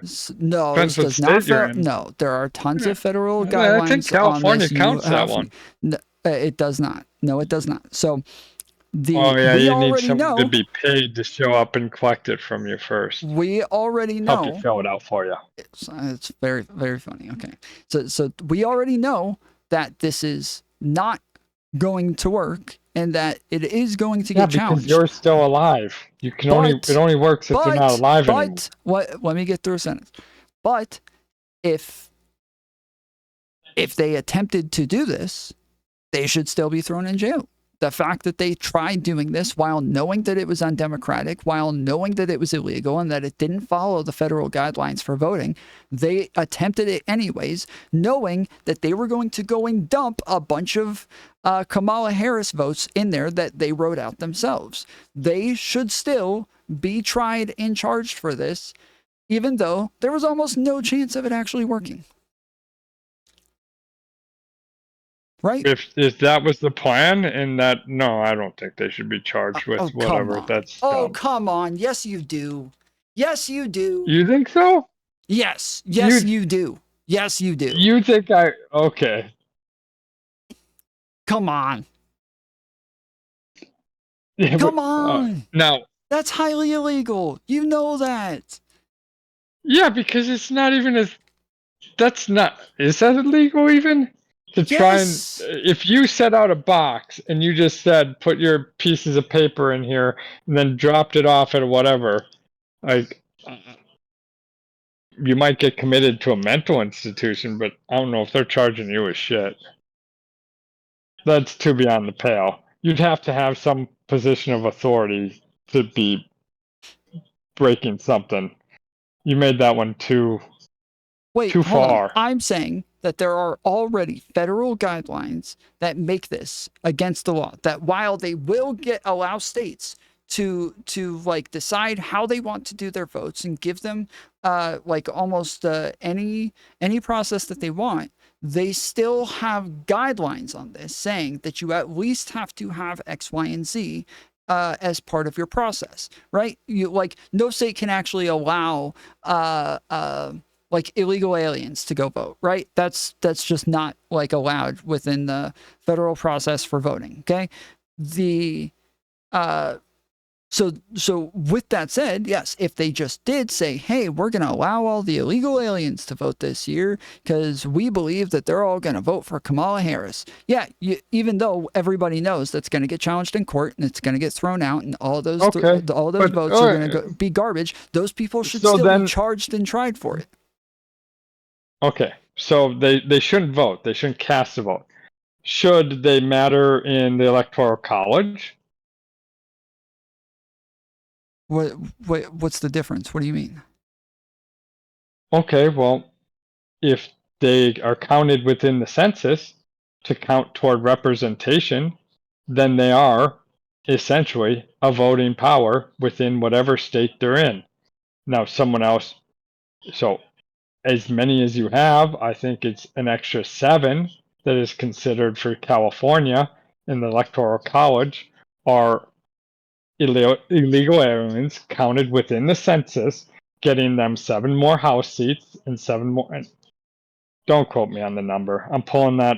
That was what's popping into my head, but I'm not looking at it. And I heard this a long time ago, and that can change. Well, next census is. Do we do them on the 10s? We did it when Trump was in office. So we're probably. Are we on? We're not talking about. Well, hold on. You're talking about. I'm assuming you're talking about like non-citizens voting. but not No, like you don't need to illegal vote. aliens. If you are counted within the census, then that brings electoral power. The electoral college, you then are counted within the representation You're saying they of get how like many another electoral. delegate, Exactly. okay? So California Like has another whatever elector. it is, 50 Okay. some or whatever. But if 7 of Yeah, those sure. represent illegal aliens, and they know that they're in a solid blue state where they live, they all go and live there and get them more electoral, then they are essentially voting for president. Yeah. Well, not kind of. Yeah, sure. They're They're giving not them casting extra a ballot, electors. but they are influencing the election. Wait, but if they actually live there and they actually are like giving them like resources and But then let them vote. Then then let it them vote. doesn't, it If doesn't. you're going to go down the route that they're No, in our that's stupid. country, so they No, should that's stupid. represent and they should be represented for our presidential choice, No. then they should get to vote. No, that's not the same thing at all. That's insanely They are different. the same thing. No, they're No, not. they are. They're exactly the same thing. No, they're not. They should not be Like, counted within the census. hold For on. the political power, The for census how is much about how many people are there, but it is not yes, about you and then actually we use getting that to representation. allocate how many House representatives you get and how many electoral college votes you have for electing the president. There's a certain number of them, and the population changes. So then the amount of the population that dictates. So whenever you count illegal aliens or anyone who is not a U.S. citizen within your census, this is how children are Okay, getting to be so represented. Texas, Florida, and Georgia are 3 of like the what is it, top 5 or top 10 states Yep, you'd have to do it with the most immigrants, right? If we actually did that, those states that are all generally red states would all possibly, most likely, turn to blue states. But right now, them just having those people there just gives them more electors. But if instead we give them the power to vote, now they don't just get more electors. Now the person that those electors are voting for changes too. You think that that's not a massive difference? The fact that like Texas, Florida, Georgia would all likely just completely flip on who they're voting for? That's insane. That would be a huge difference. But they shouldn't be represented within That's a your different argument. electoral Your argument college was or that your it's the House of same as them voting. Representatives. That's different. Your argument is that it's the same as voting, and I'm telling you that's not the same as voting. That Within them not that having state, voting power is they are being extremely different. represented by And that. because they have so many immigrants, those red states get more delegates because of it. I don't. You'd have to. Maybe they wash out. Maybe it does wash out. Maybe you remove all the illegal aliens, it doesn't change anything within the election because Texas and Florida have equal to what's in California, New York, and blah blah blah. Maybe it does all wash out, but it is the correct way to do it. They should not be counted. They were Why? not counted They, most of the time if they until live recently, there, within the last 20 or 30 years, they started being counted within the census and then allocated within the House or the Electoral College and the House of Representatives. But my point is that there's a whole lot of pieces to democracy and whatnot that make things questionable within it. And that, like the left always talks about the electoral college being one of these things that isn't. But the whole point of the electoral college is to reduce the amount of fraud you have between state to state to state. Yeah, so these people, lots of people say that illegal immigrants should be able to vote. They say that they should be allowed to vote because they pay taxes and you shouldn't have taxation without representation. Now, I would say, well, they have somewhat representation because they add an extra delegate through the census, but they don't get to vote. They have to be a citizen and they have to live here permanently in order for them to actually be allowed to vote. You shouldn't have any representation at all. You are an illegal immigrant. You pay taxes is your choice because you came and then you decided to. The system existed before you showed up. It wasn't imposed upon them. They chose to enter a system that existed, acting like then once they have decided to enter that system that then they needed to be, that they weren't brought here.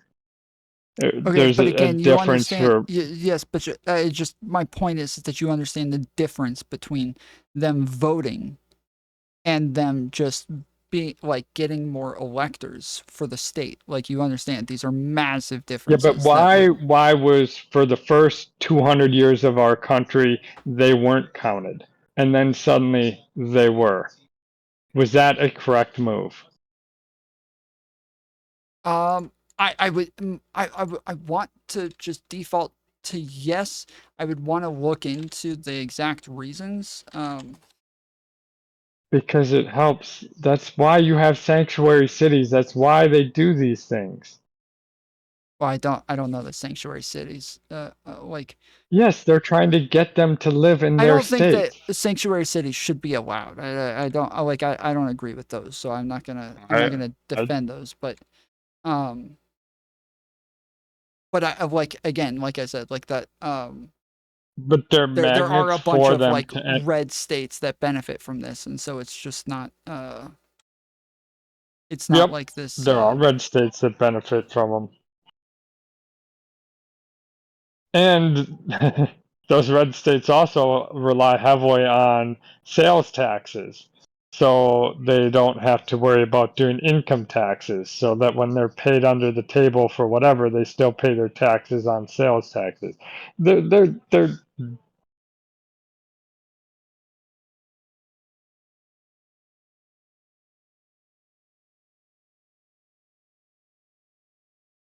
Did I lose you? no, no. Okay, it sounded like you were in the middle of a sentence. Oh, it's just I realized I wasn't actually going anywhere with that thought. Okay. Let's see. Since illegal alien population is not evenly distributed throughout the nation, American citizens in some states are losing representation in Congress to illegal aliens in other states. A 2019 study by the Center for Immigration Studies estimates illegal immigrants and non-citizens who have non-naturalized and do not have the right to vote impact the distribution of 26 House seats. My bill, the Equal Representation Act, would finally address this alarming undermining of American democracy. Oh, this is Chuck Edwards' bill. Okay, never mind. Who's he? A congressman. Republican? I didn't read. I already clicked off. What? Sounds like that's about to say that it hurts the red team.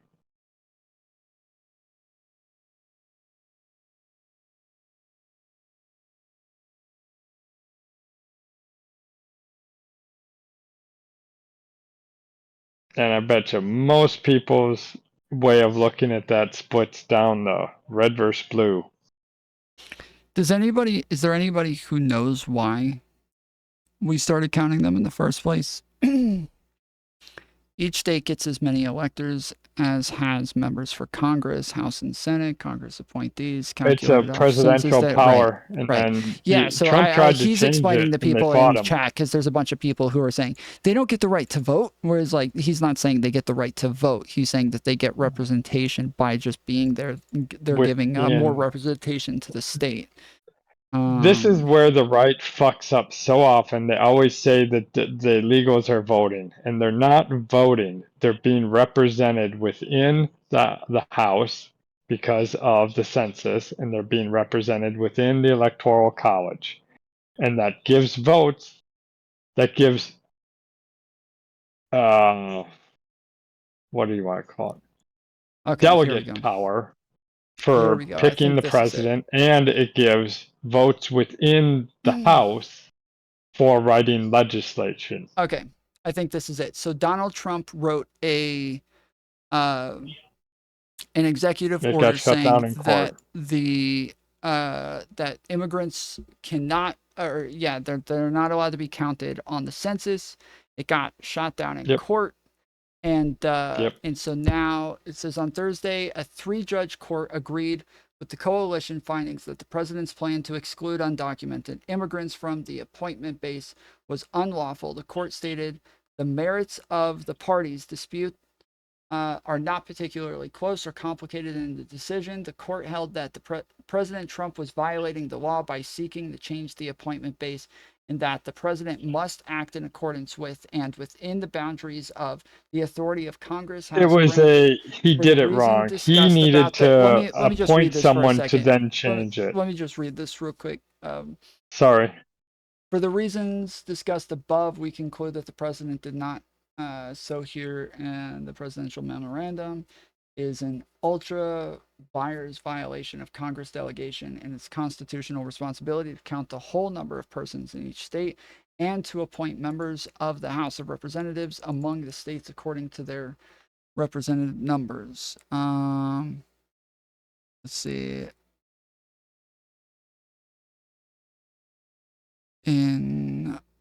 Wait, you sent it to me?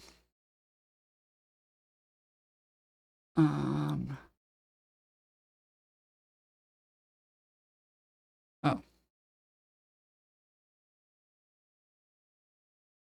How removing unauthorized immigrants from the census statistics could affect House reappoint. Well, I already know how. I want to know why they're doing it. The House appointment of seats in Congress is required by the U.S. Constitution, which says that the census will be used to divide the House of Representatives among several states according to their respective numbers, counting the whole number of persons in each state, except for enslaved people. The census count includes everyone living in the United States except for foreign tourists and business travelers in the country temporarily according to the Census Bureau rules. For appointment purposes since 1990, military and civilian federal employees stationed abroad and their dependents are counted as living. Federal law requires the population totals. It's been that way since 1790. Yes, I'm still even if it's been that way since 1790, I'm trying to understand why Can you ask him how this is relevant to whether or not Trump stole the election? So we were talking about whether or not a I wasn't coup even talking about that from the get-go. That was your topic. So yeah, so the coup, I'm saying I gave a couple examples of what he would consider a coup, and he said, and so one of them was like talking about just people throwing in ballots, and he's like, no, I wouldn't call that a coup. And then he gave this as a counter example to say, I'm not going to call this a coup either.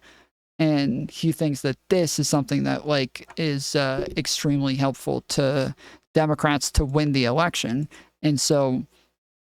Yeah, depending on the reasoning, if there's no good reason for this to exist, then maybe he's right, and this is something that's just extremely helpful to Democrats. But if he's wrong and there actually is good reason for this, then yeah, I would say that because otherwise I would have to call this a coup as well, and say yeah, this is an attempt at a coup or something like that. But the problem is that this is already in law and constitutional and something that is part of the process, whereas what he did was coup. not. What if I do this? I'm in office. Here's your hypothetical. Census is about to be done. My party is in power. I tell all my border states that we are not stopping anyone. We turn them all down. Everyone's coming in. Put them all. We're getting them counted. You get them counted the year after the census, and we deport them all. We got 10 years. We got 10 years with the extra whatever. We deport them all. We tagged them. We tracked them. We sent them all home. All we wanted was the extra seats in our states so that it was easier for us to, and we had incentive programs. We're just booking them in. We're going to get an extra 20 electoral college votes into states that go our way. and you do that, and then perpetually your party could be in power forever, and you wouldn't even have to let those people stay. Be a whole waste of resources and a whole big whatever, but that would be a constitutional coup for continuing that you continuously have power, and you undermine democracy and you pretty much kill it. Sure, but what I'm talking about these are not constitutional coups. These are. But I wouldn't be what breaking any laws here. I would Sure, be doing sure, everything. I would. sure. But what I'm saying though is that what I'm talking about Trump doing is not a constitutional coup. This is not constitutional. This is not. This is not like within our laws. This is just something that he was trying to get away with.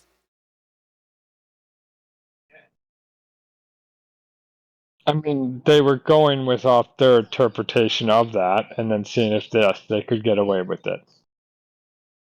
Mm-hmm. Well, I mean, by get away with it, whatever. Yeah. Right, but he was disbarred for it as well. John Eastman. Yeah. Yeah. You keep citing those convictions and stuff like they carry a lot of weight.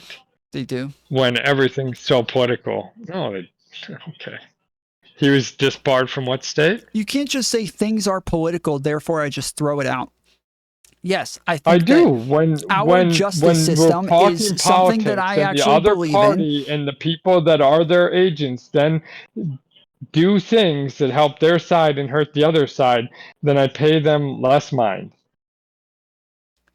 Yes, but I can just throw anything out now. Like any evidence that you could bring up to the contrary, I could just say, oh, well, everything's so political that doesn't count. Like, we can't believe in anything at that point. Whereas right now, I'm using our political system, the things that are, sorry, not our political system. Sorry, our legal system and things that are the processes that we use to convict people and decide whether or not they're acting with accordance of the law and the Constitution and all these other things. 100%, and you're just saying, oh, well, some of these things are political, but that's yes, if we're talking about whether or not we believe somebody, talking about whether or not they believe something when they say it under oath, I'm going to take that way more seriously and put a lot more credence towards those words than I will towards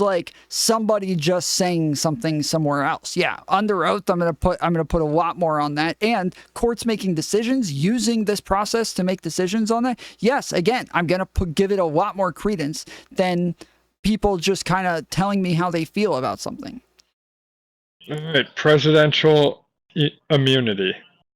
Where did you fall on that? I thought it was a fair decision. From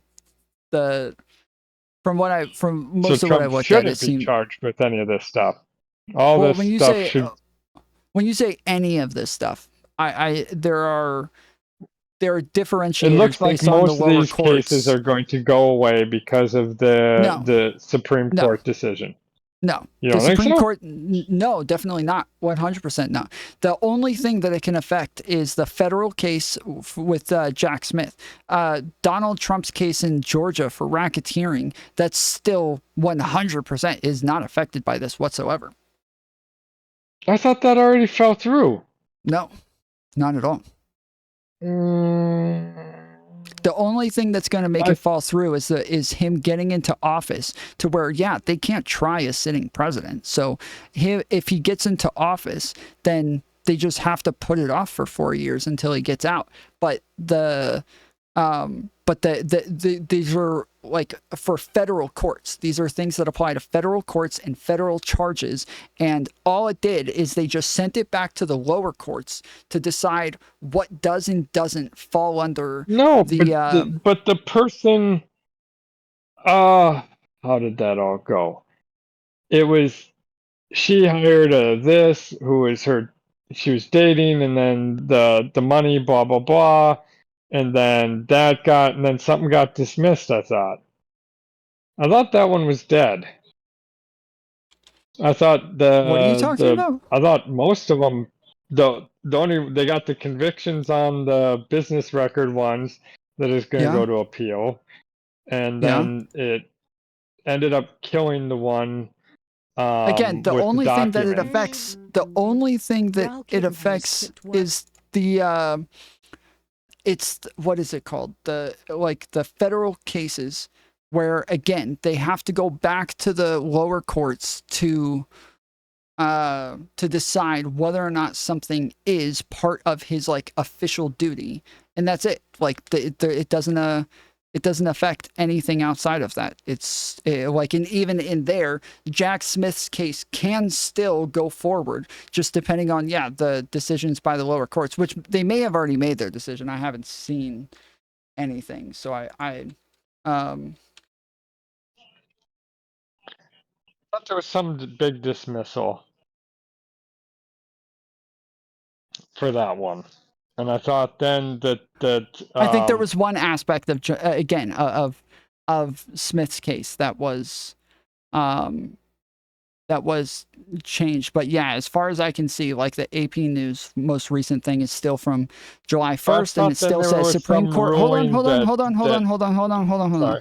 The Supreme Court rules ex-presidents have broad immunity, diming chance of pre-election trial, and then it says that they still just sent this back to the lower courts to decide whether or not whether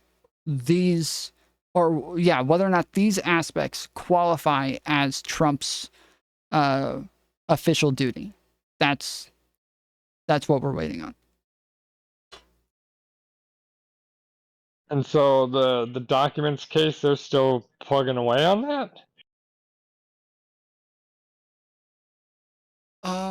Again, there were some that got thrown out. But then I thought there was something about Atlanta and their overuse of the RICO stuff. I mean, that's always been a thing. Decision by some other court. No, that's always been a thing in Atlanta. Like in Georgia, we've always had like criticisms that we overuse racketeering, and it's just always been a thing. Like they try to charge everybody they can with racketeering, so it's just not like it's just not a wild thing here that they did that. They have the criticisms, those still exist, but they're not able to stop them because that's a state court. Some court said that reprimanded them for their overuse of RICO. Okay, so let's see. So many things fly by. Because he had the federal election case with Jack Smith as well as the other stuff. So judge in Trump's federal election subversion case rejects defense efforts to dismiss the prosecution. The federal judge presiding over the election subversion case against former Donald Trump rejected Saturday a defense effort to dismiss the indictment on claims that he was prosecuted for vindictive and political purposes. So so that case is still moving forward. Okay. And that's the federal one. And that probably won't actually happen before the election. So it'll really come down to. Yeah. Anyways, your point was to try to see if I align with the law, and yes, I do. So yeah. Okay. I think most people's issue with the immunity thing is that they kind of misunderstood what the ruling was, and I do think that there was a lot of like papers coming out kind of overblowing it and acting like it was a much bigger deal than it actually was. And so the way that their ruling came out is that if this is something that is an official duty, that we shouldn't be able to charge them. The one issue that I kind of have is that they're not allowed to like make that decision based on intent, which I think they probably should be able to, but it makes sense that they would make that they would take that out as well. So it's just if you while you're trying to go find the intent, you're going to come across a bunch of stuff you're not supposed to find. So the problem is looking for the intent would then impose upon your official duties. Right. Exactly. No. So I understand bad. why they took it out. Sounds It's bad, just but still, it makes sense yeah, it from makes sense. a pragmatic stance. Yeah, I guess we'll see. I thought most of them died with it, or at least that's what I thought I heard when all that came out. So Georgia's going forward, and that's the Yes, one that Georgia's ties definitely everything going to the forward. electors, and because all that ties back to the phone call with the governor. No, was it the governor? Whatever. Where he asked for the vote. That's what the ties to all the elector. They tie all that into there. That's where the Easton memos and all those all that investigative stuff is going. Yeah, anyways, the Prove point is that you RICO. understand is that if somebody testifies under oath, that they actually have repercussions for lying or twisting the truth or not telling the whole truth or whatever, whereas like everywhere else, like they don't really. And so yes, we would take somebody's word under oath much more seriously than we would anywhere else. Yes? Valid. Okay, and so when I'm talking about these cases and them like taking away Eastman's, disbarring Eastman and all of these other things, like those are areas where yes, I'm going to look at those a lot more seriously and take their words a lot more seriously because they're testifying under oath, and so I can kind of take a lot more from that than anything else. And so when you're asking me, why do I keep bringing up charges? Why do I keep bringing up convictions? Why do I keep, well, that's why. That's not what I was saying with that. That isn't everything with everything in politics is what is it doing? You're looking at this like he did this, so then I'm going to make a moral judgment when I choose what I'm voting for. That's not what people do. What people do is, how is this person going to affect my life, and is this going to improve it or disprove it? That's fine. That's a totally different Right. argument, though, because if somebody looks at this and they say, No, okay, that's what everyone does. so That hold is on, what hold everyone on. If I tell you, hey, you come over here and you're like, yeah, Donald Trump attempted to steal the election. He did commit a coup. This was an insurrection. And this was obviously highly undemocratic and highly illegal, and he is a threat to democracy. But I'm okay with that. This isn't as bad of a threat. Hold on. This isn't as bad of a threat to democracy as I think other things are, and I think Democrats are more of a threat to democracy or something like that. Like, those are all conversations that we can have. But if instead you're arguing with me saying, well, no, I just don't really think it's a coup, and I don't really see it that way, Well, no, and I don't kind of look at it through a different lens, then like it's totally what different. did I say? You said that these things are too broad, and I was saying that, yeah, I didn't care if you called no, but you did later on say, I don't care if you call it a coup. No, that's not true. That's not true. That's not true. You did say this, but then when we got to the conversation, I went over why I think it's a coup and why it matters. And when we were going over if it is a coup, you said, I don't see it that way. That's what you said. I don't see it that way.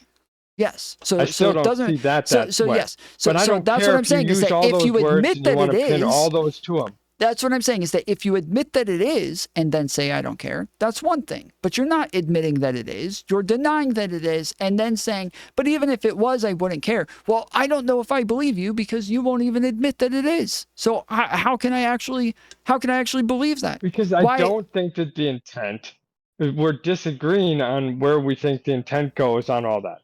And like I said, I don't think that what you're thinking is what was supposed to happen, what was likely to happen, what they thought would happen, what the plan was.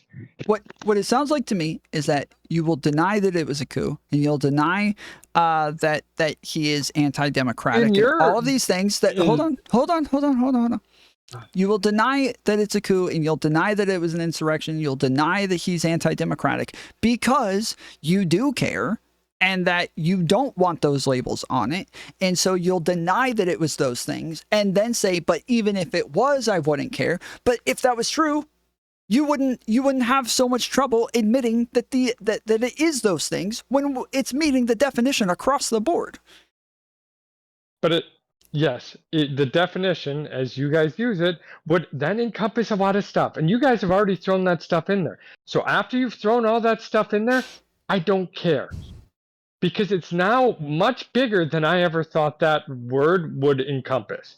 Those words to me, prior to this, before Trump or ever, and you talk about an insurrection, you talk about treason, you talk about anything of these that they talked about as being things that would equal not being able to run for offices, they were much, much bigger than this.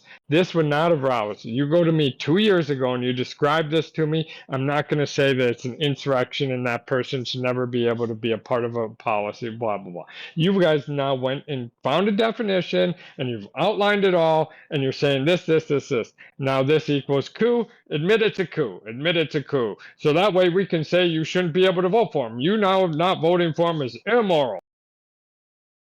Yes, to be able to say you're better than anyone that votes for because you are a more moral person. Yes, that is where you're going. Yes, but you are saying, well, even if it was, I wouldn't care. And so, yeah, I'm saying that, yes. Okay, so if you're going to deny...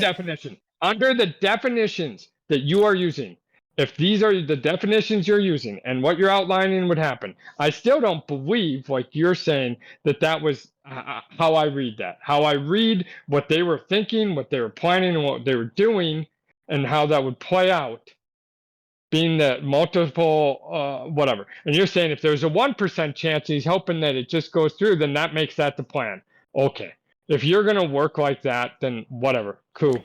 And under the definitions that you're using, all the way across the board, and then I don't care because I'm going to go back to me 2 years ago before any of this ever happened and what I thought about when I read the words insurrection,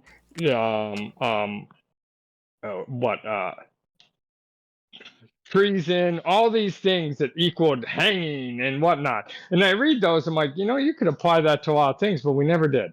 Oh, it had to be very blatant or whatnot. And the people who smuggled the bomb plans to Russia to get them the nuclear weapons were like the last people ever convicted of actual treason. That's the level of coup, insurrection, like going against the country. He needed to raise a fucking army. He needed to be at the White House calling for people with guns to march over then we're in the ballpark.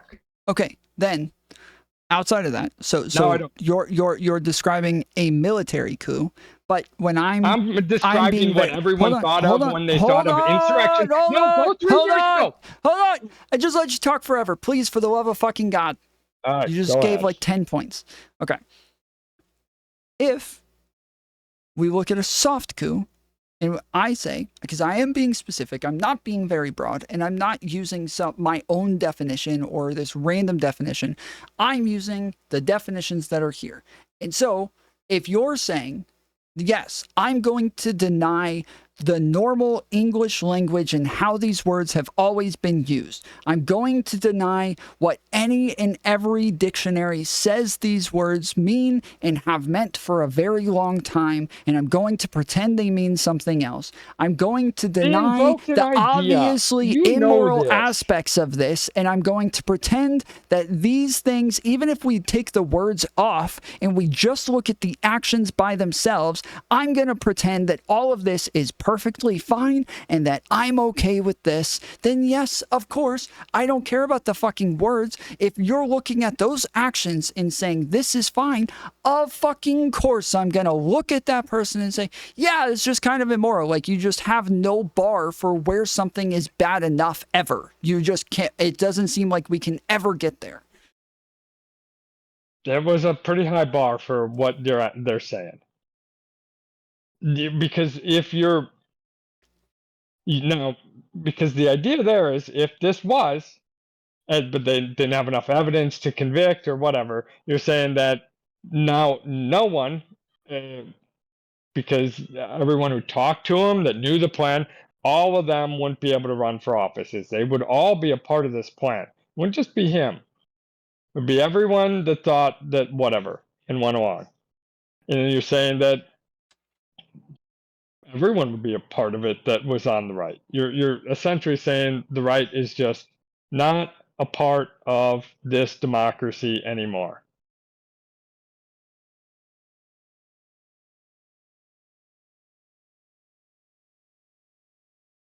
I just think that that's like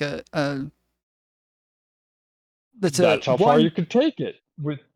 No, it's not. It's not. Again, when we're looking at the words and how they have always been used and what they have always All right, meant, I want to move and off that they this have though. always I want to get to applied the to this. point of when you're morally judging everyone that's going to vote against you, and when you live in a country that might be have a President Trump again, and you're looking out and you're sitting there judging all those people. What you actually need to be judging is the only thing they're weighing in their head is what is going to improve my day-to-day life. Which person is probably going to do better for that?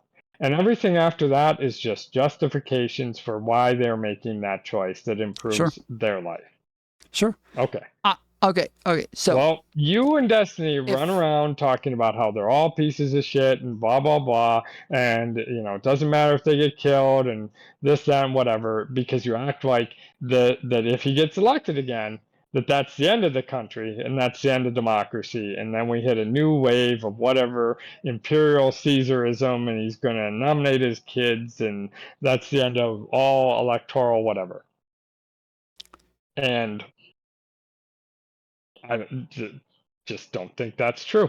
Most of them don't see it that way. Don't believe that's what's going to happen. Yes, don't see you what would happened hire in the the past as being pedophile that to way. babysit your kids, and I would not. I know. I That's look at what you keep people's saying. past actions and I say, hey, their past actions can give me an indication of their future actions. And so if somebody is a pedophile and they molested kids, I don't want them to babysit my kids in the future. Even if they promise me and they pinky promise that they won't do it, I still do not want them babysitting my kids. And you're saying, yeah, here's my kids. Go babysit them. I'll be back in a couple weeks. Mm-hmm.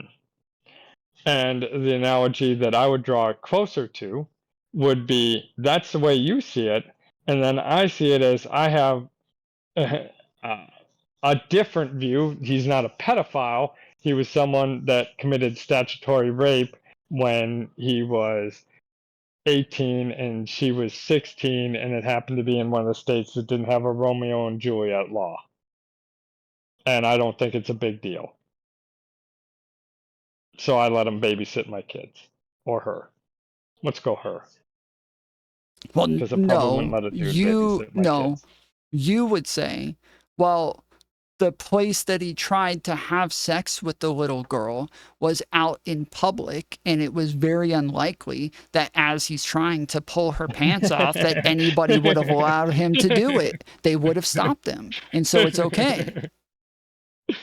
That's what you think is analogous, is that he just wouldn't have been able to get away with it, even though he was trying. It doesn't mean that he would have gotten away with it, and so there was such a slim chance that I just don't even care. Okay. Well, right. Now you live in a right. Okay. My only point the whole time that I'm wanting these people like you who are very adamant about this being that this is the most terrible thing that's ever happened in democracy and the biggest threat of all time is that when none of those threats materialize, you're just saying that no, okay, well, he did it once, he won't do it again. Like you're saying that you got lucky, that all the evidence was there that he'd do it again, and you rolled the dice and got lucky. And I don't think that there's any way, shape, or form that there's even a threat of it, because I'm saying they put all of their marbles into one basket, and that basket was called the Pence card, and that Pence refused to fucking roll the dice. He yeah, but you wouldn't have refused to voted go if along none of with it. this happened. if none of this happened, you'd still be voting for Kamala. If no Yes, yes, but J6, if that's you never different. even That's called any, different. Yes, but none of that's this would different. change for you My at all. values and my That's values and your what it is that argument that I you're think that making matters. for- No, no, no, that doesn't matter. My values and what I think matters are totally different. And yes, I would make other arguments for why I think that Trump Well, is then bad. remove that But one. these 'Cause it's a loser for you. these are things that I think are unexcusable. And I don't understand why anybody would excuse them. And so I can't just say, like, well, just ignore that he molested kids and just now give me other arguments for why he shouldn't babysit my kids. No, that's the fucking good argument. That's a good enough But one. weren't I you don't think about that I need to vote move for to the guy anything who else. molested his own daughter? First off, that is not molesting. There's no evidence of molestation. There's zero.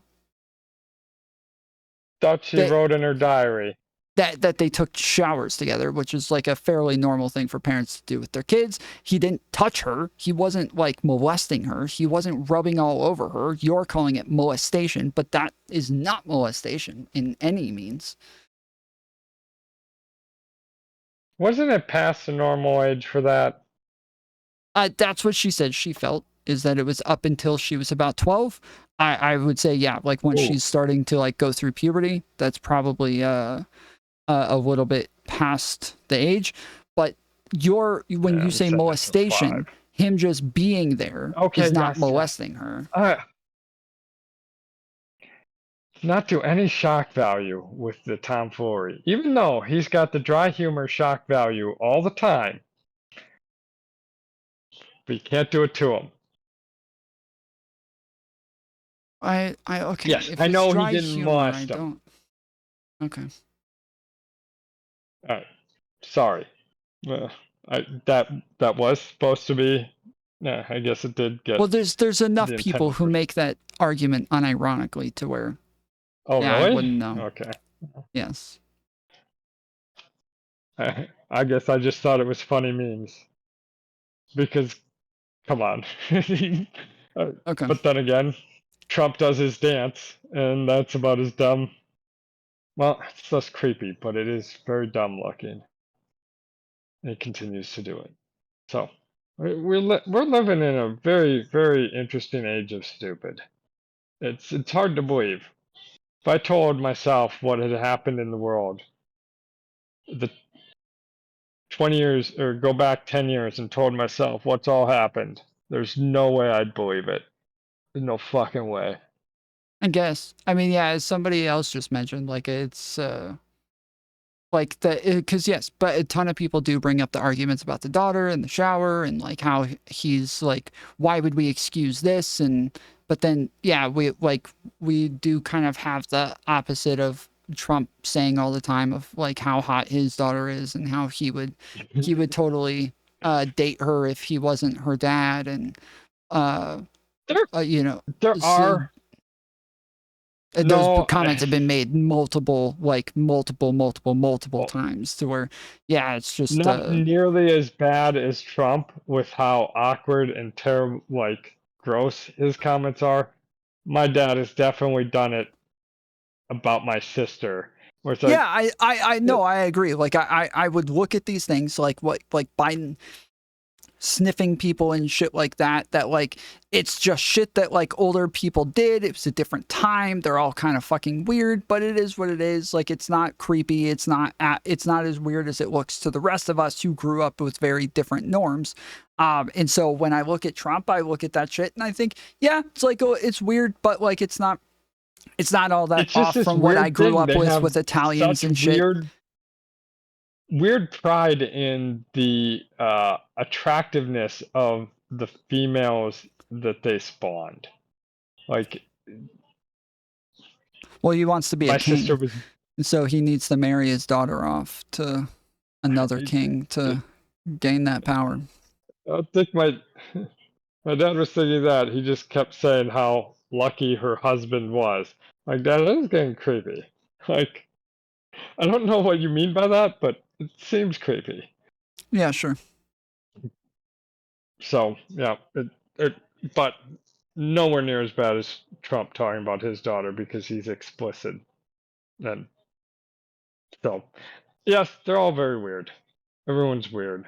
But in the end, I think most people that vote for Trump, and if it goes that way, will be thinking that it will make their lives better, and they don't give a crap about all this other stuff, and they don't pay attention to it at all.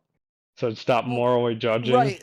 And that most is of my, them. but that is my issue though, is I am saying that yes, if they find out that there is a person who is anti-democratic, where there is a likelihood that No, they will try to stay in they, power and that they will refuse to leave, and that we already have the first president ever to refuse to engage in the peaceful transition of power, that like this is a sign that he will likely do something like that again, and that if they're okay with that, that they're willing to say, hey, look, I think my life will be improved, and so see, I'm but willing to allow the rest of you on the other side of this to lose your votes and to lose your ability to engage in our electoral process. I just want to oh, have the guy that I want, and I'm willing to throw the rest of the country under the yeah, bus to get it. Yeah, I think I'm going to continue morally judging them.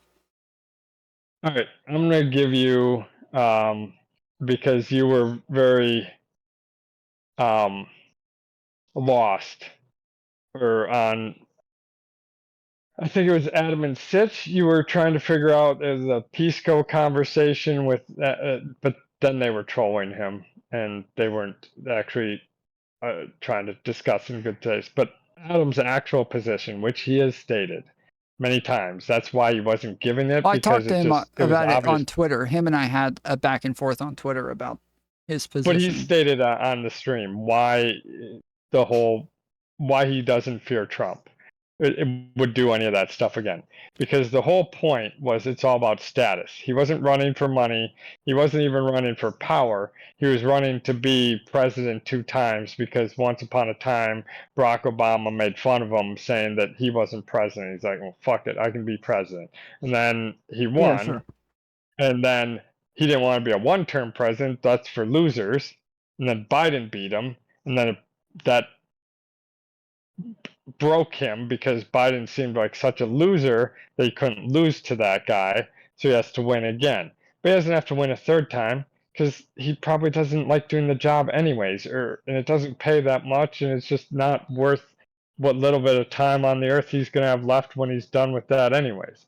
And even then, I guess that if he could get out of actually doing the presidency and hand it off and just be like, I won in the end to bring back his status level, that would be all he cares about. So that's why And you there agree with people like Adam, this? Is that why you're myself bringing it have. up?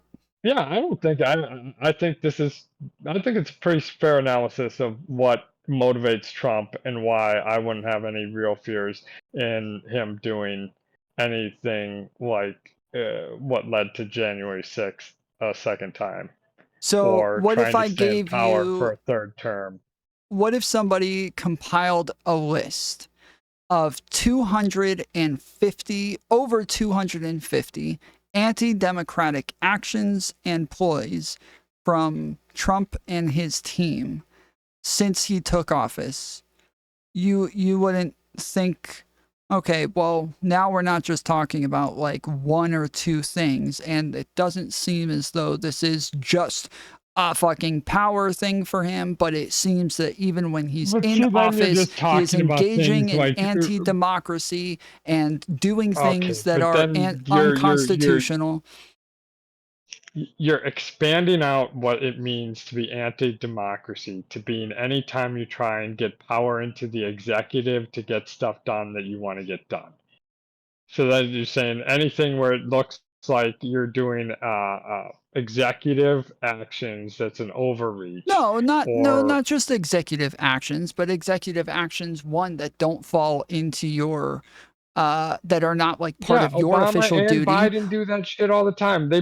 Presidents have been doing that more and more and pushing the bounds of what they can get done with executive actions for about the last 20 years. If you go back I don't think Clinton was bad either. I think Obama was No, no, no, no, no. Bush, No, we don't Obama, just have to look at Clinton. executive actions. No, because even if we're just talking about something like the Ukraine impeachment and the shit that he did there, that isn't that isn't him doing an executive action that makes it to where the Supreme Court can just tell him, That hey, was a you're not allowed to do business this. leverage But type instead, instead, this is him taking action that is not within his role and that he does not have power to take, and then trying to push it through and trying to keep it a secret so that he can still make it to where he's hurting his political opposition. Like, that is just anti-democratic, and that does not compare to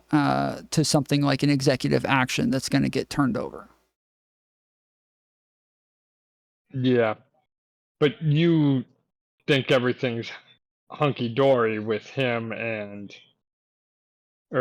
Burisma and that's not what anyone on his Even side if I thought thought. there was something going on with Burisma, that the president of the United States is not in charge of investigations into people. He is not. It doesn't make sense that he is reaching out to other country leaders to try to get info on his political opposition. It doesn't. He wasn't He's trying to not get the info. person. He just wanted an investigation by them into that. That's what their request was. It wasn't for them to hand him the research or for them to hand him the investigation. He just thought Sure, that they but should investigate that. Sure, but are there other things that we can think of where like a president has called somebody and asked them to investigate something? Like, is that a thing that presidents normally do? Is that part of their I have no positions? idea. I can't think of a time that has ever happened because it's just not within their role. Can't think of a time when it would have leaked out. That doesn't mean that it doesn't happen. We don't get to hear presidents' calls with diplomats almost ever. So Well, to say that it doesn't, diplomats. but to say that we don't say to this country or that country, we want you to do this if you want our money or this whatever, and for the president Not to the make president. No, claims. the president doesn't do that. No. Like if we're talking Fine, he about sends an let's think ambassador. of when Joe Biden went to Ukraine to get the prosecutor fired, and they went and He sent the withheld. vice president. Yeah, and they withheld money. Yes, this is a decision from Obama, backed by Congress, backed by the International Monetary Fund, backed by the EU, and there were not just U.S. money, but EU money and IMF money that was all being withheld from them if they did not fire this prosecutor. And this is, yes, a ton of different powers all working together for this thing based on other investigations that they had already done, right? That's normally how these things are done, because it's not just a unilateral decision from one person to stick their nose into something that's none of their business, which is what Trump did.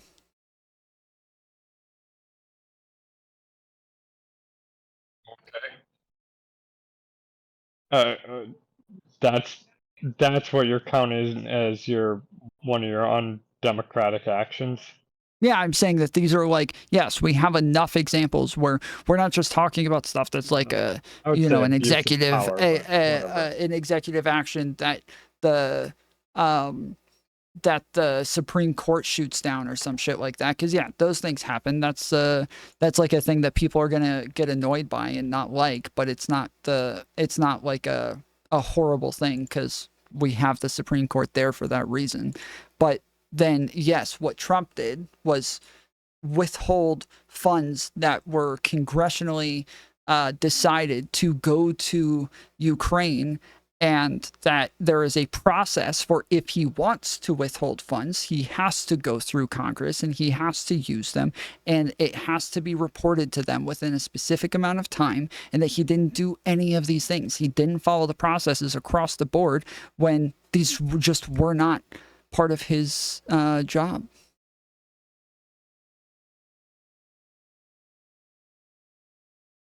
Yep. Yeah, it's just completely avoiding the checks and balances that we put into place for these sorts of things. Sure, I guess. I don't. It, that whole thing again. I still don't know. I've heard enough of people talking about that there was nothing there. I have a hard time believing that the coincidences of this, that, and all working out that there was nothing there, but no one was looking into it. I felt like it was in the interest of someone looking into it, but no one ever did. And then the money went where it was supposed to. He just never does things the way that they're supposed to be done. Yeah, that's Which what. is, Yes, yeah, that's like part of the problem. Yes, exactly. That's what we're talking about. Yeah. I guess you follow all the rules now after you've had your stint of not following the rules. You're a big rule follower. Yeah, well, generally the last place that the last, what, I don't know, like 5 or 6 places that I've been employed at, my job was to hold everybody else to those rules as well, and make sure that they're doing their job. So yeah, if I'm not following the rules, I don't know how I could expect anybody else to do it. Okay. Yep. Lot more people work in the gray and evaluate rules for.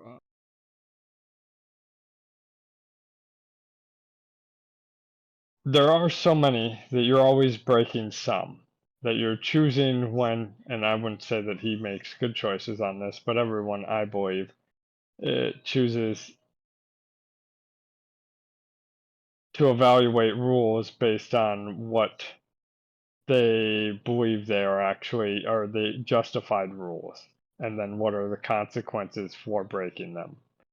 And if so, my guess is he didn't see any reason that would be. I'm guessing he was very surprised to find out that what he did was such a major uh, hoopla in the end.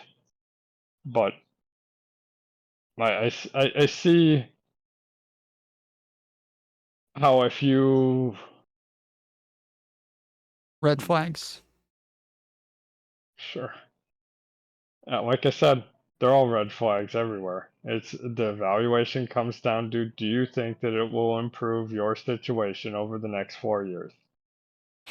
Okay. The whole moral precedence and whatnot went away. That's not that's can't say that I didn't choose to vote that way in the past, but I don't think anyone's doing that anymore. Or if they are, there's very few of them. Anyways, I was just my whole point in jumping on was just to state I think that most of the fears that people have are not going to materialize, and it's just they're all going to say nothing about it. And I've gotten your take, which honestly is probably a better take than I think most would give. That's just like, well, these are the signs of what I believe he'll do again. I think that the mental analysis of what led to why he did it the first time will mean is kind of why I don't think he'd do any of this, any of that sort of. It was all about status and winning, and once he does that, I think then his goal will be to try and actually fix as many things as he can, so he can go out as a good president, not a president with a shitty this or shitty that. Like his goal will be to actually do as much good as he possibly can so that he can go out as not hated. Be my guess. And I think that's who we're going to end up with. And I'm in a state where it don't matter. So I'm just evaluating what I think people are going to do and why I think they're doing it. And I think the judging them all as immoral and evil and whatever, or even half the time you just don't think they know. I bet you a lot more of them know what you think and they just don't categorize it as that big a deal, and they're blown right by it. And I think the justifications for most of that is they think that this will be better for them in their day-to-day life than if it went the other way. Anyways, Okay. All right. Later, man. I'm sorry I derailed you for way too long, You good? but Appreciate you coming on. good talking to you. Yep. Have a good night. See Later. ya. Bye. Bye. Why can't I hang up?